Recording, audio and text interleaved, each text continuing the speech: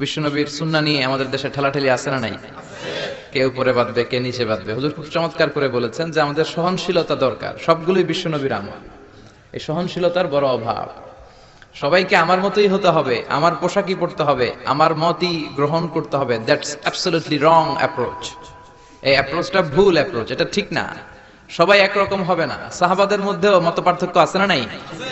এক সাহাবী বলতেন এরকম, আরেক সাহাবী বলতেন না ওইরকম। বৈচিত্র্যের মধ্যেই আমাদেরকে ইউনিটি খুঁজতে হবে। এটাই হচ্ছে ইসলামের বিউটি। আমরা আমাদের ইসলামের সৌন্দর্যটাকে নষ্ট করে দিচ্ছি। এই বুক থেকে শুরু করে নাভি পর্যন্ত, নাভি সংলগ্ন নিচ পর্যন্ত সবটাই হাত বাঁধার জায়গা। আপনার যেখান দিয়ে মন চায় বাঁধেন, সবগুলোই সুন্নাতে আছে না নাই? বিশ্বনবী তাহাজ্জুদের সালাতে যখন দাঁড়াতেন, মা আয়েশা বলতেন যে বিশ্বনবী দাঁড়িয়ে থাকতে থাকতে হাত্তা তাতাফাত্তারু কাদামা, বিশ্বনবীর পাগুলো ফুলে যেত। মনে হতো যে পায়ের মধ্যে টিউমার, পা ফেটে মনে হয় রক্ত বেরোবে। ঘন্টার পর ঘন্টা দাঁড়িয়ে তাহাজ্জুদের সালাত পড়তেন। আর যখন হাত ধরে রাখতে পারতেন না, বিশ্বনবী ইরসাল করতেন, ছেড়ে দিতেন। সেখান থেকে মালিকি মাযহাবের কিছু স্কলাররা নিয়েছে যে না, আমরা হাত বাঁধবো না। কি করবি কর, এরা হাতই বাঁধে না, এরা হাত বাঁধে না। আপনারা দেখবেন আল্লাহু আকবার।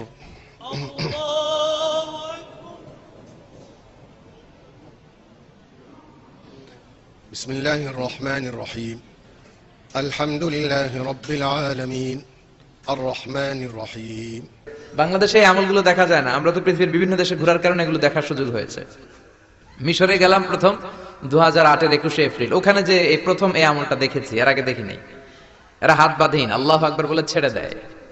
মিশরীরা এইখানে বাঁধে, কেউ এইখানে বাঁধে, আমরা বাঙালিরা একটু নিচে বাঁধি। সবগুলো হাদিসে আছে না নাই? তা তো ঠেলাঠেলি কেন?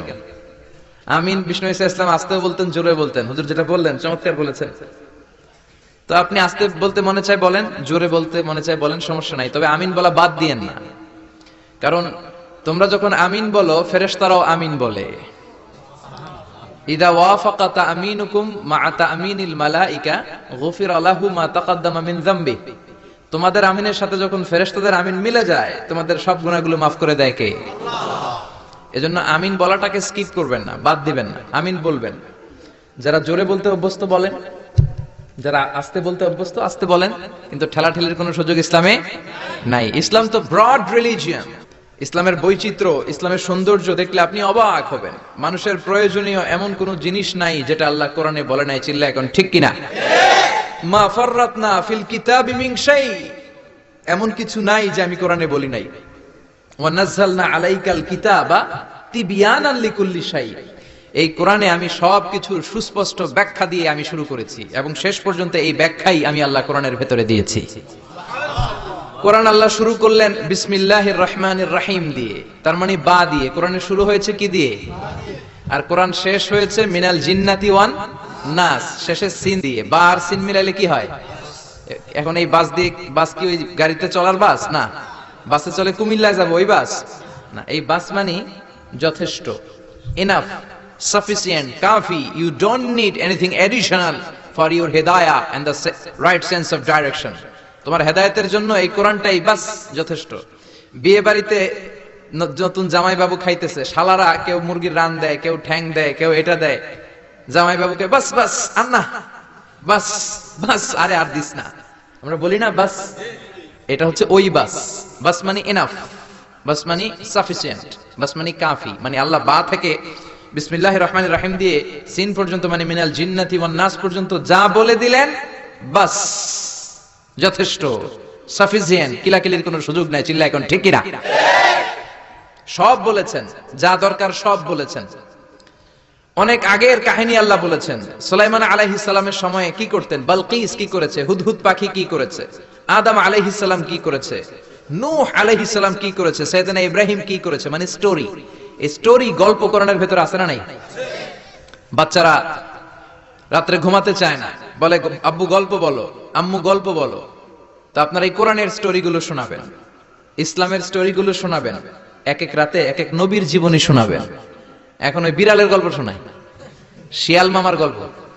বাচ্চারা খেতে চায় না, রাতে আগে আগে ঘুমাতে চায় না, তো মা ভয় দেখায় তাড়াতাড়ি খাও, নাহলে কিন্তু সিংহ মামা আসবে, বিড়াল মামা আসবে। এগুলো বলে আপনারা ভয় দেখান না? ওমরে ফারুক যখন মদিনার খলিফা, ওমরে ফারুক যখন মদিনাতে পিস এস্টাবলিশ করলেন, শান্তি প্রতিষ্ঠা করলেন, মদিনার মায়েরা যখন বাচ্চাদেরকে ঘুম পাড়াতো তারা কখনো বলতো না বাঘ আসতেছে ঘুমাও, সিংহ মামা আসবে ঘুমাও। মদিনার মহিলারা বলতো তাড়াতাড়ি ঘুমাও, এই যে ওমর আসতেছে ওমর। সুবহানাল্লাহ পড়বেন না? তো তারা হচ্ছে আমাদের মডেল। এখন আমরা এদেরকে মডেল বানাই না। আল্লাহ বলেন দরাবাল্লাহু মাসালাল লিল্লাযিনা আমানু ইমরাতা ফিরআউন। গোটা বিশ্বের সব মুমিন নারীদের জন্য আল্লাহ ফেরাউনের বউকে মডেল বানিয়েছে। কি নাম? আসিয়া। আহা, আল্লাহর সামনে একবার মাথা নত করেছে, পৃথিবীর কোন শক্তির সামনে মাথা নত করে নাই। আসিয়া এবং ফেরাউনের ফিনান্স মিনিস্টার, অর্থমন্ত্রীর বিবি লুকিয়ে কালিমা পড়েছে, সাইয়েদনা মূসা আলাইহিস সালামের উপর ঈমান এনেছে। ফেরাউন শুনে দুইজনকে ডেকে নিয়ে আসলো। অর্থমন্ত্রীর বউয়ের সাথে দুধের বাচ্চা, বলল দুইজন নাকি ঈমান এনেছো লুকিয়ে লুকিয়ে, এক আল্লাহরে ছাড়ো, আমি ফেরাউনরে সেজদা দাও। এরা বলল জীবন যাবে কিন্তু ঈমান যাবে না। জীবন দিব কিন্তু ঈমান দিব। প্রথমে ধরলো অর্থমন্ত্রীর বউকে, তাড়াতাড়ি আমার পায়ে সেজদায় লুটিয়ে পড়ো। সে বলে না, জীবন যাবে ঈমান যাবে না। বলল তাই নাকি, দেখি তোমার ঈমানের কত পাওয়ার। জল্লাদরে বলল কড়াইয়ের ভেতরে আগুন গরম করো, তৈল গরম করো, দুধের বাচ্চাটারে টেনে নিয়ে তেলের মধ্যে ছেড়ে দাও। কল্পনা করতে পারেন? দুধের বাচ্চাকে মায়ের বুক থেকে ছিনিয়ে নিয়ে তেলের মধ্যে ফালাচ্ছে, বাচ্চাটা রোস্ট হয়ে যাচ্ছে, আর বাচ্চাটা বড় মানুষের মতো মাকে বলছে মা চিন্তার কারণ নাই, এটা উত্তপ্ত তেল নয়, এটা জান্নাতের বাগান। ভয় নাই মা, তুমি চলে আসো, তুমিও লাফিয়ে পড়ো, শাহাদাতের পেয়ালা থেকে মিষ্টি সুধা পান করো। মহিলার ঈমান আরো বেড়ে গেল। সে বলল আমি জীবন যাবে ঈমান যাবে। ফেরাউন বলল তোর ঈমান কত আমি দেখে নেব। এই মহিলাটাকেও উত্তপ্ত তেলের মধ্যে ছেড়ে দেয়। বাকি রইল ফেরাউনের বউ আসিয়া। আসিয়ারে ফেরাউন বলল আসিয়া এক আল্লাহর ইবাদত ছাড়ো, আমারে সেজদা দাও। আসিয়ারও এক কথা, জীবন দিব ঈমান দিব। ফেরাউন বলে আসিয়া তোরে উলঙ্গ করব, বউ হয়েছিস, আই ডোন্ট কেয়ার। হাজার হাজার মানুষের সামনে নিজের বউকে উলঙ্গ করলো। তক্তার মধ্যে উলঙ্গ বউকে শুইয়ে হাতের মধ্যে পেরেক ঢুকালো, পায়ের মধ্যে পেরেক ঢুকালো। এক একটা পেরেক ঢুকায় তক্তার মধ্যে ছিদ্র হয়ে ঢুকে আর ফিনকি দিয়ে রক্ত বেরোয়। আসিয়া চিৎকার মারে। ফেরাউন বলে তাড়াতাড়ি আসিয়ারে তেলের মধ্যে ফেল। আল্লাহ বললেন জিব্রাইল যা জান্নাতটা তুলে নিয়ে আসিয়ার চোখের সামনে ধর, আমার আসিয়া জান্নাত দেখে দেখে যেন আমার কাছে আসে। মালিক তুমি জান্নাতে, তোমার পাশে আমায় একটি ঘর বানিয়ে দিও, একটি ঘর বানিয়ে দিও। সে বিভীষিকাময় মহাদিনে তোমার কাছে তুমি টেনে নিও। মালিক তুমি জান্নাতে, তোমার পাশে আমায় একটি ঘর বানিয়ে দিও। পড়েন আমিন। এই জন্য আসিয়াকে রব্বুল আলামিন গোটা বিশ্বের সব নারীদের জন্য মডেল বানালেন। তার মানে কাফেরের বউ মুমিন নারীদের মডেল, আবার নবীর বউ লূত আলাইহিস সালামের বউ, নূহ আলাইহিস সালামের বউ কাফের নারীদের মডেল। সুবহানাল্লাহ কইবেন না? এজন্য ইসলাম হচ্ছে অনেক ব্রড মাইন্ডেড। এই কোরআনের মধ্যে আল্লাহ সব দিয়েছে, আপনার যা দরকার। এই ফেরাউনের স্টোরিগুলো কোরআনের ভেতরে আছে না নাই? নূহ আলাইহিস সালামের ঘটনা আছে না নাই? তো বাচ্চাদেরকে সিংহ মামার গল্প, বিলায়ের গল্প না শোনায় কোরআনের গল্প শোনাবেন, নবীদের গল্প শোনাবেন। ছেলেগুলো ভদ্র হবে, ইসলাম শিখবে, আল্লাহওয়ালা হবে। চিল্লা এখন ঠিক কিনা? যা দরকার আল্লাহ সব বলে দিলেন, আর বললেন বাস যা বলার সব বলে দিছি, নতুন করে আর কিছু বলবো না, মারামারি করার কোনো সুযোগ নাই। চিল্লা এখন ঠিক কিনা? আমরা এখন ফতুয়া দিতে ব্যস্ত, বলি ও কাফের, ও কাফের, ও 10 কারণে কাফের, ও 20 কারণে কাফের। এই কাফের মরলে তার কবর দেয়া হলে কবরের উপরে যে ঘাস উঠবে মাটিতে, ওই ঘাস যদি কোনো গরু খায়, ওই গরু যে দুধ দিবে, দুধ যে খাবে ওইটাও কাফের। এরকম উল্টাপাল্টা ফতোয়া আছে না নাই? এগুলো করা যাবে না। কোরআনের পথে আসতে হবে। কোরআন হচ্ছে আমাদের জন্য সমাধান। যা দরকার সব দিলেন। সাগরের অতল গহ্বরে কি আছে, প্রশান্ত মহাসাগরের নিচে কি আছে, পোর্টোরিকোতে কি আছে, আটলান্টিকের মারিয়ানা ট্রেঞ্চে কি আছে, আটলান্টিকের ঝঞ্ঝা বিক্ষুব্ধ সাগর বারমুডা ট্রায়াঙ্গেলের ভেতরে কি আছে, আল্লাহর কোরআনে আছে না নাই? কেমন গুলো তিমি মাছগুলো ঘুরে, সাগরের ভেতরে কি কি খনিজ সম্পদ দিয়েছেন, কি কি পানি দিয়েছেন, কোথায় কোথায় ক্যাকটাস দিয়েছেন। জিওগ্রাফিক্যাল চ্যানেলগুলো লোকজন দেখতে চান, এগুলো দেখবেন। দেখবেন যে সাগরের ভিতরে কত অভূতপূর্ব, কত কিসিমের, কত ডিজাইনের মাছ আল্লাহ বানিয়েছে। একটা মাছের কালারের সাথে আরেকটার মিল নাই। কোনটা সোনালী, কোনটা সবুজ, কোনটা কালো, কোনটা সাদা। আবার এমন মাছ আছে ওই মাছের মধ্যে টাচ করলে ইলেকট্রিক্যাল শক করে, কোন সুবহানাল্লাহ। ওই মাছ আপনি ধরতে পারবেন না। ওই মাছ যদি আপনি ধরেন ইলেকট্রিক্যালি শক করবে, আপনাকে ছেড়ে দিতে হবে। আবার উড়ুক্কু মাছ আছে, উড়ুক্কু মাছ, এটা সাগরের উপর দিয়ে উড়ে, যতক্ষণ মন চায় উড়ে, আবার লাফ দিয়ে পানির ভেতরে ঢুকে চিল্লায় বলেন আল্লাহু আকবার। আল্লাহ বললেন সাগর জলের অতল গহ্বরের কথা বললাম, পৃথিবীর মধ্যে যা যা আছে, সাগরের কথা, মরুভূমির কথা, পাহাড়ের কথাও বললাম। বড় বড় পাহাড়ের কথাও কোরআনে আছে না নাই? আল্লাহ বললেন ওয়াজআলনাল জিবালা আওতাদা, পাহাড়কে আমি পেরেকের মতো বানিয়েছি। পেরেক যদি কাঠের মধ্যে ঢুকে দেন, পেরেকের বেশিরভাগ চলে যায় কাঠের ভিতরে, সামান্য মাথাটা বাইরে থাকে। ঠিক তেমনি পাহাড় দুনিয়াতে উপরে দেখা যায় যতটুকু, তার 3 ডবল মাটির নিচে পাহাড় থাকে। এটা আমরা জানি না। মাউন্ট এভারেস্ট 29,035 ফিট, কি বিশাল সাগর মাথা, নেপালে অবস্থিত। এই 29,035 ফিট যদি উপরে হয়, তার 3 ডবল পাহাড় আছে মাটির নিচে। চিল্লায় এখন আল্লাহু আকবার। দ্য বায়োলজিক্যাল অ্যাসপেক্ট অফ মাউন্টেইনস, কেমন করে আল্লাহ পাহাড় বানালেন। জাবালে আবু কুবাইস আল্লাহ প্রথমে বানালেন, যে পাহাড়ের ভেতরে মক্কার কাবা ঘরের যে হাজারে আসওয়াদ, বন্যার সময় এই পাহাড়ের ভেতরে আল্লাহ লুকিয়ে রেখেছিলেন। এই সিলসিলাতুল জিবাল এখান থেকে শুরু হলো। গোটা বিশ্বের সব জায়গায় আল্লাহ পাহাড় ছড়িয়ে দিলেন, মরুভূমি ছড়িয়ে দিলেন। মহাকাশের কথা আল্লাহ বললেন, সুপারনোভার কথা আল্লাহ বললেন, ব্ল্যাক হোলের কথা আল্লাহ কোরআনে বলেছেন। এই যে বিশাল বিশাল তারার কথা আমরা শুনি, সূর্য পৃথিবী থেকে 13 লক্ষ গুণ বড়। ব্যাটেল জিউস, ইটা ক্যারিনা, বৃহস্পতি, কত বড় বড় তারা। এই তারাগুলো ঘুরতে ঘুরতে ব্ল্যাক হোলের রেঞ্জের মধ্যে যদি ঢুকে যায়, ছোট্ট বাচ্চার মুখে চকলেট দিলে বাচ্চা চকলেট যেমনি চুষে ফেলে, ব্ল্যাক হোল এই বিশাল দৈত্য আকারের তারাগুলোকে 1 সেকেন্ডের মধ্যে চুষে শেষ করে ফেলে। এই কথাগুলো কোরআনে আছে না? তাহলে সাগরের নিচের কথা বললেন, পৃথিবীর উপরে যা দেখা যায়, বায়োলজিক্যাল অ্যাসপেক্ট অফ মাউন্টেইনস এর কথা বললেন, ডেজার্টের কথা বললেন, সাহারা মরুভূমির কথা বললেন, পাখির কথা বললেন, প্রাণীর কথা বললেন। আমাদের যা দরকার সব কোরআনে দিয়েছে কে? মায়ের পেটে আমরা ছিলাম। Embryology, how the little embryo develops in mother's womb, মায়ের পেটে বাচ্চা কিভাবে বড় হয় সেটাও বললেন। এজন্য কোরআন হচ্ছে আমাদের জন্য সমাধান। আপনি যত বিপদেই পড়েন, কোরআনের ভেতরে সমাধান আছে না নাই? সমাধান চাও যদি জীবনে, মরণে ফিরে যাও, খুঁজে নাও চোখ রাখো কোরআনে। If you want a solution this দুনিয়া এন্ড আখিরা, go back, have a look to the holy কোরআনে। সুবহানাল্লাহ। এজন্য ইসলামকে আপনি কোন একটা গণ্ডির মধ্যে সীমাবদ্ধ করতে পারবেন না। শুধু বাংলাদেশের ইসলামটা দেখেই আপনি পুরো ইসলামের ব্যাপারে একটা ব্রড সেন্স আনতে পারবেন না। আপনি হজে যান, উমরায় যান, দেখবেন কত দেশের মানুষ, কত মতের মানুষ, কত দলের মানুষ, কত মাযহাবের মানুষ। আব্দুর রহমান আস-সুদাইস নামাজ পড়াচ্ছে, তার পেছনে আমরা যারা নিচে বাঁধি তারাও আছি, উপরে বাঁধে তারাও আছে, যারা বাঁধে না তারাও আছে, ঠিক কি না? যারা আমিন বলে তারাও আছে, আমিন আসতে বলে তারাও আছে, যারা দাড়ি বড় রাখে তারাও আছে, রাখে না তারাও আছে, ক্লিন শেভ যারা মারে তারাও আছে, শার্ট পরে যারা চলে তারাও আছে, টি শার্ট পরে তারাও আছে, জুব্বা পরে তারাও আছে, পুরুষ আছে, নারীও আছে, সুন্নি আছে, শিয়া আছে, কিন্তু মারামারি নাই, ঠিক কিনা? তো হজে যে যেটা দেখলেন ওইটা দেশে আনা যায় না একটু কষ্ট করে? হজের মধ্যে যে শিক্ষাটা আপনি গ্লোবাল ইসলামকে দেখলেন।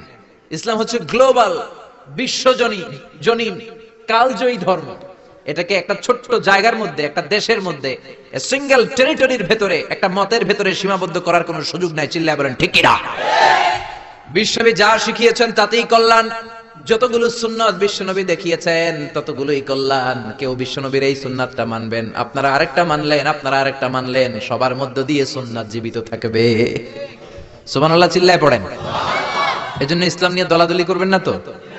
দলাদলি তারাই করে যারা কূপ মন্ডুক, কুয়ার ব্যাং যখন কোন কুয়াতে পড়ে, ব্যাং মনে করে এইটাই পৃথিবী। কারণ ও তো দেখতেছে ছোট্ট একটা কুয়া, গোটা বিশ্বের বিশাল আয়তন আকৃতি তো ব্যাঙের চোখে পড়ে না। কুয়ার ভেতরে ব্যাং পড়লে ব্যাং কি মনে করে? এটাই পৃথিবী, পৃথিবী এইটাই, এটার বাইরে কোনো পৃথিবী নাই। তো আপনাকে অনেক পড়তে হবে, পড়া শুরু করলে শেষ নাই। জিসকা সবক লি লিয়া উসকি তারা ছুটি নেই। একবার যদি সবক তুমি নিয়ে দাও তোমার কোনো ছুটি নাই, ঠিক কি না? এজন্য আল্লাহ কোরআনের প্রথম কথা বললেন ইকরা বিসমি রাব্বিকাল্লাযী খালাক খালাকাল ইনসানা মিন আলাক। Read, in the name of your lord who has created, পড়ো তোমার প্রভুর নামে যিনি সৃষ্টি করেছেন। খেয়াল করে দেখেন, কোরআনের প্রথম কথা আল্লাহ বলে নাই জিকির করো, বলে নাই সালাত পড়ো, বলে নাই রোজা রাখো, বলে নাই যাকাত দাও, বলেছেন কি? জোরে বলেন। আল কোরআনের প্রথম বাণী পড়ো, আল হাদিসে নবীর কথা পড়ো। আল কোরআনের প্রথম বাণী পড়ো, আল হাদিসে নবীর কথা পড়ো। পড়ে পড়ে শেখো, শিখে শিখে তুমি তোমার নিজের জীবন গড়ো। আল্লাহু আকবার। এজন্য আল্লাহ বললেন পড়ো। বাঁচতে হলে পড়তে হবে, বাঁচতে হলে জানতে হবে, ঈমান রক্ষা করতে হলে পড়তে হবে। জোরে কোন ঠিক কিনা? এজন্য পড়তে রাজি আছেন তো? যে বেশি পড়ে সে কথা বলে কম, ঠিক কিনা? তার মধ্যে একটা ভারত্ব আসে, তার সেন্সটা অনেক ব্রড হয়, সে অনেক কিছু চিন্তা করে কথা বলে। আর যে শুধু একটা হাদিস জানে, শুধু এইটা জানে, এইটারে গালি মারে, যে এইটা জানে ও এইটারে গালি মারে। কারণ কূপমন্ডু, কুয়ার ব্যাং, ও মনে করে এটাই পৃথিবী, এটার বাইরে আর কিচ্ছু নাই। এরকম কপাল পড়া ডাকাই তাছাড়া নাই। এদের সাথে ইসলামের কোনো সম্পর্ক। ইসলাম হচ্ছে ব্রড, আপনাকে পড়তে হবে। প্রতিদিন একটা করে হলেও হাদিস পড়বেন, প্রতিদিন একটা করে হলেও কোরআনের বঙ্গানুবাদ পড়বেন। রাজি আছেন তো? রাজি আছেন? রাজি আছেন? রাজি আছেন? আপনি যদি না পড়েন আপনি বাঁচতে পারবেন না। আপনি কোনো অজুহাত আল্লাহ সেদিন গ্রহণ করবে না। No excuse will be granted that day. সেদিন আল্লাহ কোনো এক্সকিউজ নিবে না। আপনি যদি বলেন আল্লাহ আমি আরবি বুঝি নাই, আল্লাহ বলবে বাংলা পড়ো নাই কেন? কারণ বাংলা কোরআনের অনুবাদ আছে না নাই? বাংলা পড়ি নাই, এই অজুহাত কি আল্লাহ গ্রহণ করবে? এজন্য কোরআনের অনুবাদ হয়েছে বিভিন্ন ভাষায়, শত শত ভাষায় কোরআনের অনুবাদ হয়েছে। আপনি যদি বলেন আল্লাহ আমি ইঞ্জিনিয়ার ছিলাম, কি ছিলাম? আমি অনেক ব্যস্ত ছিলাম, আল্লাহ আপনার চেয়ে বড় ইঞ্জিনিয়ার দেখাই দিবে। খুররম জাহ মুরাদ পাকিস্তানের অনেক বড় একজন ইঞ্জিনিয়ার, কাবা ঘরের প্রজেক্ট ডিজাইনার ছিলেন। উনি কোরআনের উপর বই লিখেছেন, তাফসীর লিখেছেন। আল্লাহ বলবে ও এত বড় ডিজাইনার ইঞ্জিনিয়ার হয়ে কোরআন পড়তে পারে, তুই পারলি না কেন? ঠিক কি না? আপনি যদি বলেন আল্লাহ আমি ডাক্তার ছিলাম, ডাক্তার অনেক ব্যস্ত ছিলাম, আমি এমবিবিএস করেছি, এফসিপিএস করেছি, বিদেশি ডিগ্রি নিয়েছি, এই ডিগ্রি নেওয়ার কারণে আমি আসলে পড়তে পারি না এই কোরআন, আল্লাহ মাফ করে দিবে?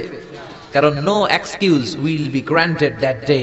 সেদিন কোনো এক্সকিউজ নেই। আল্লাহ তখন জাকির নায়েকরা দাঁড় করাই দিবে, দেখো এই বেটা ডাক্তার, ডাক্তার কোরআন পারলো কেমনে, হাদিস বুঝলো কেমনে, চিল্লা এখন ঠিক কিনা? আপনি যদি বলেন আমি পরমাণু বিজ্ঞানী, বাংলাদেশের আল্লামা শমশের আলীকে দাঁড় করাইয়া দিবে। শমশের আলী চিনেন? The scientific indications of the Holi Quran, Islamic foundation থেকে একটা বই বেরিয়েছে। উনি পরমাণু বিজ্ঞানী, বাংলাদেশের ডক্টর শমশের আলী। উনি পরমাণু বিজ্ঞানী হয়েও কোরআন বুঝে, তুই বুঝলি না কেন? হিন্দু ভাই যদি কেউ এসে থাকো আমার মাহফিলে, তোমারও আল্লাহ ধরবে, কোরআন পড়লি না কেন? আপনি বলবেন আল্লাহ আমি হিন্দু, আপনারও ছাড়বে না। ভাই গিরিশচন্দ্র সেন, সে কোরআনের প্রথম অনুবাদ করেছে বাংলাদেশ। তারপরে কৌমিতেও পড়ায়, আলিয়াতেও পড়ায়, একটা হাদিসের কিতাব আছে মিশকাতুল মাসাবি, এটার প্রথম বঙ্গানুবাদ করেছে হিন্দুর বেটা হিন্দু গিরিশচন্দ্র সেন। হিন্দু হইয়া কোরআন পারে, তুই পারলি না কেন? ঠিক কি না? এজন্য কোন অজুহাত আল্লাহ নিবে না। কোরআন জানতেই হবে, কোরআন মানতেই হবে, কোরআন আপনাকে বুঝতেই হবে। কোরআন পড়লে আপনারে জান্নাতি বানায় দিবে কে? আল্লাহ আমাদেরকে বোঝার তৌফিক দান করুন। আজকে সভাপতি মাওলানা মোহাম্মদ নুরুল ইসলাম, সাবেক খতিব, নাগাইশ কেন্দ্রীয় ঈদগাহ, অসুস্থ। আচ্ছা, আল্লাহ ওনাকে সুস্থ করে দেখ। কেউ অসুস্থ হলে বিশ্বনবী পড়তেন আল্লাহুম্মা রাব্বান নাস আযহিবিল বাস ইশফি আনতা শাফি লা শিফা ইল্লা শিফাউক শিফাউন লা ইউগাদিরু সাকামা। আবার পড়তেন আসআলুল্লাহাল আযীম রাব্বাল আরশিল আযীম আইয়াশফিয়া। এজন্য অসুস্থ হলে এই দোয়াগুলো করে দিবেন। ঝাড়ফুঁক করবেন, ঝাড়ফুঁক ইসলামে আছে, তাবিজ তোমার ইসলামে নাই। এগুলোর ব্যাপারে বলবো আজকে আমরা। অনেকে তাবিজ লাগে অনেকগুলো, এদিকে 5টা, গলায় 5টা, হাতে 5টা, তারপর আমাদের কাছে নিয়ে আসে, হুজুর একটু দোয়া করেন ছেলের জন্য। কি হয়েছে? হুজুর কথা শোনে না, অসুস্থ থাকে প্রায়। তো যেই তাবিজ লাগাইছেন এগুলার ভারে ওজন এমনি তো অসুস্থ থাকবে পোলা, ঠিক কিনা? তাবিজ ছিঁড়ে ফেলবেন। বেশিরভাগ তাবিজগুলোর মধ্যে দেখবেন ওই যে মোমবাতি দিয়ে আটকায় দেয় না, খোঁচায় খোঁচায় খুলবেন, খুইলা দেখবেন ভিতরে কি লেখছে জানেন? জাফরানের কালি দিয়া 7, 8, 9, 3, 4, 5। হুজুর এগুলো কোরআনের আয়াতের সংক্ষেপে লেখছে। তোরে সংক্ষেপে লেখার পারমিশন দিয়েছে কে? কে দিয়েছে পারমিশন? 786 নাকি বিসমিল্লাহ হয়? 1 কোটি বার 786 লেখলেও একটা বিসমিল্লাহ সমান হবে? বিসমিল্লাহরে সংক্ষেপ করলেও 786। আবার হরে কৃষ্ণ হরে রাম এটারে সংক্ষেপ করলেও 786। চিল্লা এখন ঠিক কি না? এজন্য তাবিজ তোমার নয়, রুকিয়া করবেন। ঝাড়ফুঁক করা সুন্নাত। ঝাড়ফুঁক করা কি সুন্নাত। সূরা ফালাক, সূরা নাস, এই দুইটা পরে যদি ফু দেন জিনের বাদশাও দিব দৌড়। ছোট্ট বাচ্চারা যদি জিনে ধরে পরিতে ধরে আয়াতুল কুরসি পরে ফু দেন, জিনের 12টা বাজায় দিবে কে? এগুলো পড়তে চায় না। বিশ্বনবী হাসান আর হুসাইনকে এই দোয়াগুলো পড়ে ফু দিতেন। হাসান হুসাইনকে তাবিজ পড়ায় নাই কখনো। বিশ্বনবী একটা স্পেশাল দোয়া পড়তেন, বুখারীর বর্ণনা, আউযু বিকালিমাতিল্লাহি তাম্মা মিন কুল্লি শাইতানিন ওয়া হাম্মা ওয়া মিন কুল্লি আইনিন লাম্মা। এই যে যারা মোবাইলে রেকর্ড করছেন, রেকর্ড হয়ে গেছে না? আমি যে বললাম বাসা যে মুখস্থ করবা, মায়ের শিখাবা, ছোট্ট বাচ্চারে শিখাবা। এগুলো পড়ে ফু দিলে কোনো জিন পরি সামনে আসতেই পারবে না। এগুলো নাই মুসলমানের, তাবিজ লাগে। কি লাগে? বিশ্বনবী 6 মাস অসুস্থ ছিলেন। ইহুদিদের মিত্র লাবিদ ইবনুল আসাম বিশ্বনবীর ব্ল্যাক ম্যাজিক করেছে। কি ম্যাজিক? Black magic. এই ব্ল্যাক ম্যাজিকের চোটে বিশ্বনবী দাঁড়াতেও পারতেন না, মাথার ব্যথায় বেহুশ হয়ে যেতেন, বিবিদের সাথে ফিজিক্যালি মিট করতে পারতেন না, সেক্সুয়াল এন্টারটেইনমেন্ট করতে পারতেন না, ইন্টারকোর্স করতে পারতেন না। এত দুর্বল ছিলেন বিশ্বনবী। বিবিদের ঘরে যাইতেন কিন্তু মেলামেশা করতে পারতেন না, এত দুর্বল। যেই নবীর এক হাতের মধ্যে জান্নাতি 40 জনের শক্তি দিয়েছে কে? আল্লাহ। ওই নবী ব্ল্যাক ম্যাজিকের পাওয়ারে দুর্বল হয়ে যায়, তারপরও বিশ্বনবী একদিনও তাবিজ পড়েন নাই। পড়ছে? বিশ্বনবী 4 মাস, কোন বর্ণনায় 6 মাস, লাবিদ ইবনুল আসাম ইহুদি মিত্র এই বেয়াদবটার ব্ল্যাক ম্যাজিকের কারণে অসুস্থ ছিলেন। 6 মাস পরে সাইয়েদনা জিবরাইল আসলেন, বললেন, ও নবী, 2টা সূরা আল্লাহ নাজিল করেছে, একটার নাম ফালাক আর একটার নাম নাস। দুইটার একসাথে বলে মুআউযিজাতান। এই মুআউযিজ, তাবিজ, এখান থেকে তাবিজ আসছে। তাবিজ যদি করতে হয় সূরা ফালাক নাস দিয়ে পড়বেন, ঠিক কি না? ও নবী, চলেন আপনারে কোথায় ব্ল্যাক ম্যাজিক করিয়েছে দেখাই। সাইয়েদনা আবু বকর সাইয়েদনা ওমরকে নিয়ে বিশ্বনবীকে নিয়ে জিবরাইল চলে গেলেন একটা কুয়ার কাছে। কুয়ার নিচে দেখলেন একটা চিরুনি, চিরুনির মধ্যে বিশ্বনবীর 11টা চুল দিয়ে গিট দেওয়া। সূরা ফালাক আর সূরা নাসে আয়াতও আছে 11টা। নাজিল হলো কুল আউযু বিরাব্বিল ফালাক মিন শাররি মা খালাক। একটা একটা আয়াত সাইয়েদনা জিবরাইল নাজিল করেন, একটা একটা গিরা খুলতে থাকেন আর বিশ্বনবীকে সুস্থ করে দিতে থাকেন কে? আল্লাহ। 11টা আয়াত পড়া শেষ, 11টা গিট খোলা শেষ, চিরুনি থেকে বিশ্বনবী সুস্থ। এত সুস্থতার মধ্যে বিশ্বনবী তাবিজ ঝুলাই নাই। আর আমরা কিছু হইলে তাবিজ আছে না নাই? এজন্য খবরদার এগুলো করবেন না। ঝাড়ফুঁক করবেন। অসুস্থ হলে, ব্যথা বেদনা হলে শিঙ্গা লাগাবেন। শিঙ্গা লাগানো সুন্নাত। কিন্তু বাদদানি মহিলারা যে মাথায় দিয়ে যায় ফুকোয় জুকোয়, শিঙ্গা লাগায়, সাপের খেলা দেখায়, এগুলো বলে, এলাকায় বলে ফুকোয় জুকোয়, সিঙ্গা লাগে। ওই সিঙ্গা না, বিশ্বনবী যে সিঙ্গা লাগিয়েছেন, আরবিতে এটাকে বলে আল হিজামা, ইংরেজিতে বলে কাপিং। এই কাপিং করবেন। ছোট্ট একটা প্লাস্টিকের বক্স, উপর একটা ডান্ডা থাকে দেখবেন, একটা দণ্ড। এটা আপনার দেহের কয়েক জায়গায় যেখানে খুব ব্যথা বেদনা করে ছিদ্র করে কাপিং করে দিবেন। আধা ঘন্টা 1 ঘন্টার ব্যবধানে যত বিষ রক্ত আছে টেনে বের করে নিবে। মডার্ন মেডিকেল সায়েন্স অ্যাপ্রুভ করেছে, যেটা ল্যাবরেটরিক্যালি প্রুভড, কাপিং মানুষের দেহের জন্য অনেক স্বাস্থ্যকর। চিল্লা এখন সুবহানাল্লাহ। এজন্য বিশ্বনবী নিজেও সিঙ্গা লাগাতেন, সাহাবীদেরকেও সিঙ্গা লাগাতে বলতেন। আমাদের সমাজে এখন আমরা সিঙ্গা লাগাই না, ঝাড়ফুঁক করি না, খালি তাবিজের পিছনে দৌড়াই। আজকে থেকে ঝাড়ফুঁক শুরু করবেন। কেউ যদি অসুস্থ হয় সূরা ফাতিহা পড়ে ফু দিবেন। সুস্থ করবে কে? আল্লাহ। বিশ্বনবীর হাতে একবার বল্লা পোকা কামড় দিল, ব্যথার চোটে নবী কাতরায়। মা আয়েশারে বললেন, আয়েশা, লবণের পানি গরম দাও, হাতের মধ্যে ঢালো। বিশ্বনবী সূরা ফাতিহা পড়তে লাগলেন আর ফু দিতে লাগলেন। মা আয়েশা লবণের পানি ঢালতে লাগলেন। মা আয়েশার লবণের পানি ঢালাও শেষ, বিশ্বনবীর সূরা ফাতিহা পড়াও শেষ, আঙ্গুলের ব্যথাও। মা আয়েশা বললেন, নবী, আপনি সূরা ফাতিহা পড়ে ফু দিলেই তো ভালো হয়ে যায়, আমারে কষ্ট দিলেন কেন? আমার লবণের পানি গরম করতে বললেন কেন? বিশ্বনবী বললেন, আয়েশা, লবণের পানির মধ্যে সোডিয়াম ক্লোরাইড আছে। It's a very natural pain killer, natural vaccine. লবণের ভিতরে কি থাকে? সোডিয়াম ক্লোরাইড থাকে। এটা আপনার পেইন কিলারের কাজ করবে। ব্যথার মধ্যে লবণ সিদ্ধ দিয়ে পানি ঢালেন, সুস্থ করে দিবে কে? আয়েশা, এই পানি দিয়ে চিকিৎসা হয় আর সূরা ফাতিহা পড়ে ঝাড়ফুঁক হয়। চিকিৎসার ঝাড়ফুঁক দুইটার সমন্বয়ে রোগ ভালো করে কে? আল্লাহ। অনেকে বলে, হুজুর দোয়া করেন আমার জন্য অসুস্থ। কি রোগ? কয় ক্যান্সার। চিকিৎসা করছেন নি? কয় না, খালি দোয়া করেন আপনি। আমি বললাম, আমার দোয়াতে আপনার ক্যান্সার ভালো হবে না, আপনাকে চিকিৎসাও করতে হবে, তারপরে হুজুরের কাছে দোয়াও চাইতে হবে। দুইটার সমন্বয়ে রোগ ভালো করে কে? বিশ্বনবীর সাহাবারা সফরে গেলেন, পথিমধ্যে দেখলেন অনেক মানুষের ভিড়, মানুষকে সরিয়ে এক সাহাবী ভেতরে ঢুকলেন। বুখারীর বর্ণনা। ঢুকে দেখে এক লোক শুয়ে আছে, সবাই মন্ত্র পড়ে ফু দেয়। সুমন্তর সু, কালী কুত্তার গু। এরকম সুমন্তর সু আছে না নাই? সাহাবী বললেন, কি হয়েছে তোমাদের? লোকেরা বলল, যেই লোকটা শুয়ে আছে আমাদের নেতা, একটা অজগর সাপ পাইথন কামড় মেরেছে। আমাদের নেতা মরে যাবে, আমাদের সুমন্তর সু কালিকুত্তার গু, এগুলো দিয়ে কিচ্ছু হচ্ছে না, কি করি? বুখারীর বর্ণনা, সাহাবী বলেন আমার কাছে এমন এক জিনিস জানা আছে যেটা পরে ফু দিলে ভালো করবে কে? ওরা বলতে লাগলো তাহলে তুমি করো। সাহাবী কয় না, করুন না, শর্ত আছে। কি শর্ত? 100 ছাগল দিবা। কয়টা ছাগল? কতিফু গানাম, এক পাল ছাগল দিতে হবে।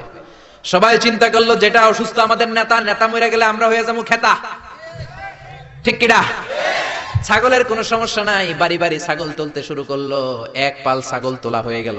এবার সাহাবীরা ডেকে বলে যাও ঝাড়ফুঁক করো। বিশ্বনবীর সাহাবী ওযু করে জিজ্ঞেস করলো কোন জায়গায় কামড় দিয়েছে? পায়ের এই জায়গায় কামড় দিয়েছে। বিশ্বনবীর সাহাবী একবার সূরা ফাতিহা পড়ে ফু দিলেন, বন্ধ চক্ষুটা মুহূর্তের মধ্যে খুলে যায়। আবার ফু দেওয়ার পরে শোয়া থেকে বসে যায়। তৃতীয়বার ফু দেওয়ার পরে দাঁড়াইয়া হাঁটতে শুরু করছে। আল্লাহু আকবার! সব তো টাসকি খেয়ে গেছে। সাহাবা কয় টাসকি পরে খাইও, আগে ছাগল দাও। 100 ছাগল নিয়ে বাপের বেটার মতো মদিনায় ফিরে আসতেছে। মাঝ পথে সাহাবাদের পেটে প্রচন্ড ক্ষুধা, কয়েকটা ছাগল জবাই করে ও খাইছে গোশত। এখন চিন্তা করলো হায় রে, কোরআন বেচা যে ছাগল লইলাম, এটা জায়েজ হয়েছে কিনা খাওয়াটা? বিশ্বনবীর মাসালা জিজ্ঞেস করার দরকার আছে না নাই? মদিনায় যে বিশ্বনবীর দরবারে হাজির, সালাম দেয়, ও নবী সফর থেকে এসেছি, এমন এমন ঘটনা, 100 ছাগল এনেছি, ফাতিহা দিয়ে ঝাড়ফুঁক করেছি, জায়েজ হয়েছে কিনা বলেন। ছাগলের গোশত সবার পেটে ঢুকে গেছে আমাদের, এখন মাসালা দেন তাড়াতাড়ি। বিশ্বনবী বললেন জায়েজ হয়েছে মানে কোরআনের দাম বাড়ায় আসছো মিয়া, ছাগলের গোশত কিছু থাকলে আমার ঘরেও দিও। আল্লাহু আকবার! এজন্য ঝাড়ফুঁক আছে যেখানে আমরা আছি, কিন্তু সেই ঝাড়ফুঁক হইতে হবে কোরআন দিয়ে। কি দিয়ে? নাকি সুমন্তর সু?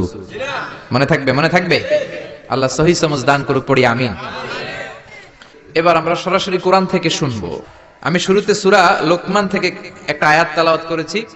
এই সূরা লোকমানের আলোকে কিছু কথা আপনাদের সাথে শেয়ার করব। পড়েন ইনশাআল্লাহ, আরো জোরে ইনশাআল্লাহ।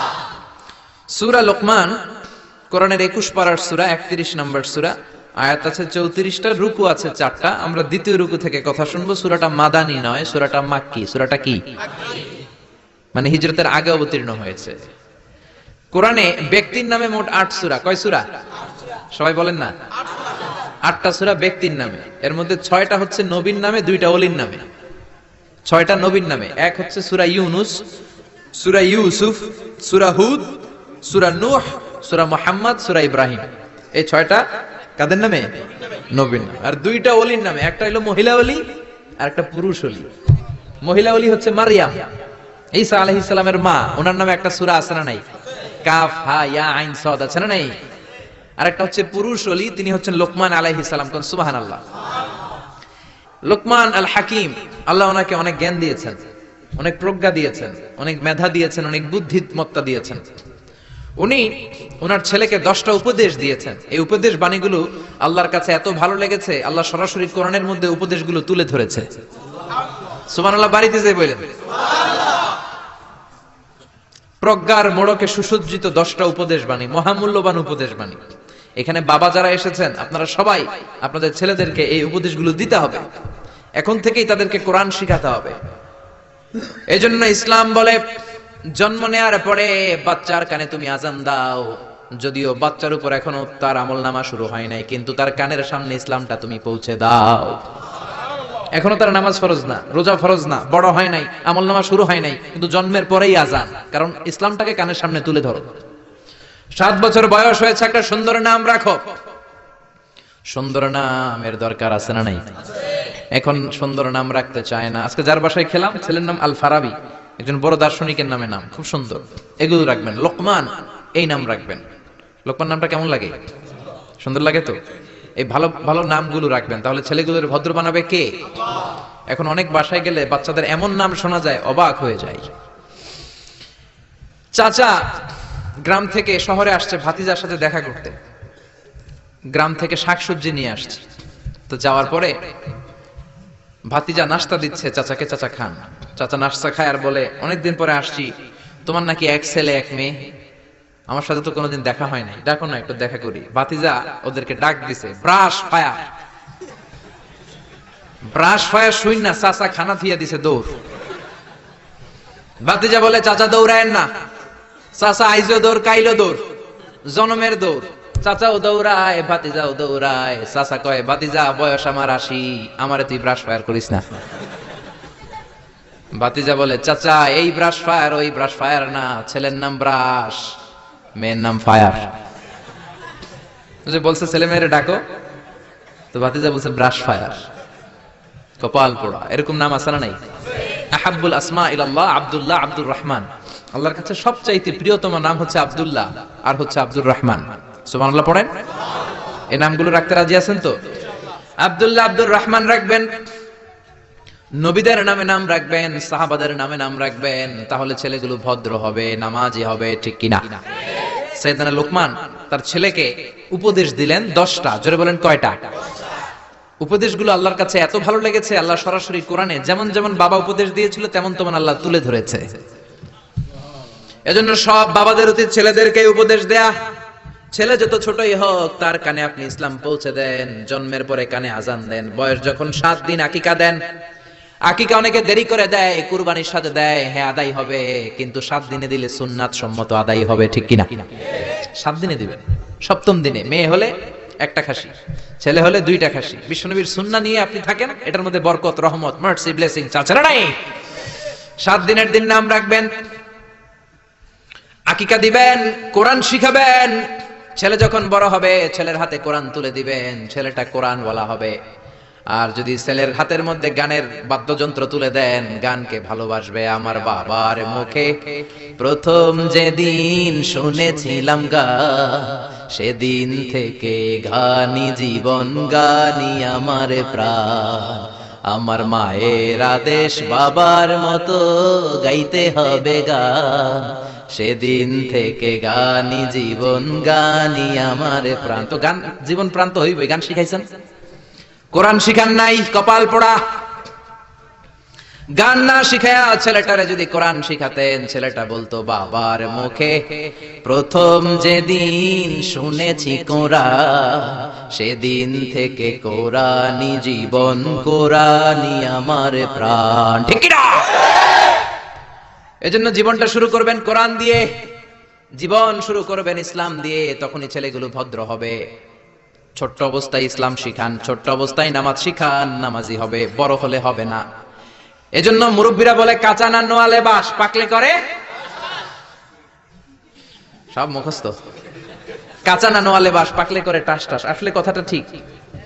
কামার যখন কাদামাটি দিয়ে পুতুল বানায়, একই কাদামাটি দিয়ে গ্লাস বানায়, একই কাদামাটি দিয়ে কামার জগ বানায়, যখন এটা কাদামাটি যে কোনো শেপ দেওয়া যায়, যে কোনো স্ট্রাকচার দেওয়া যায়, এইটাকে আগুনে পুরানোর পরে যখন লাল হয়ে যায়, শক্ত হয়ে যায়, তখন এটার শেপ দেওয়া যায় নাকি? কোন স্ট্রাকচার দেওয়া যায়? কারণ ওই যে নরম অবস্থায় আপনি ঠিক করেন নাই। আমাদের কাছে অনেকে পানি পড়ার জন্য আসে। কি জন্য পানি পড়া? কয় হুজুর পোলা কথা শোনো না। পোলার বয়স কত? কয় 30। আমি কে পানি পড়া না, আমারে বাইটটা মেশিন দিয়ে বাইটটা খাওয়াই দিল, এই পোলা মানুষ হবে না, ঠিক কি না? কারণ সময় মতো নামাজ শিখান নাই। এখন এই ছেলে করবে টেন্ডারবাজি, এই ছেলে করবে চাঁদাবাজি, এই ছেলে হবে বাংলা ভাই, ইংরেজি ভাই, অঙ্ক ভাই,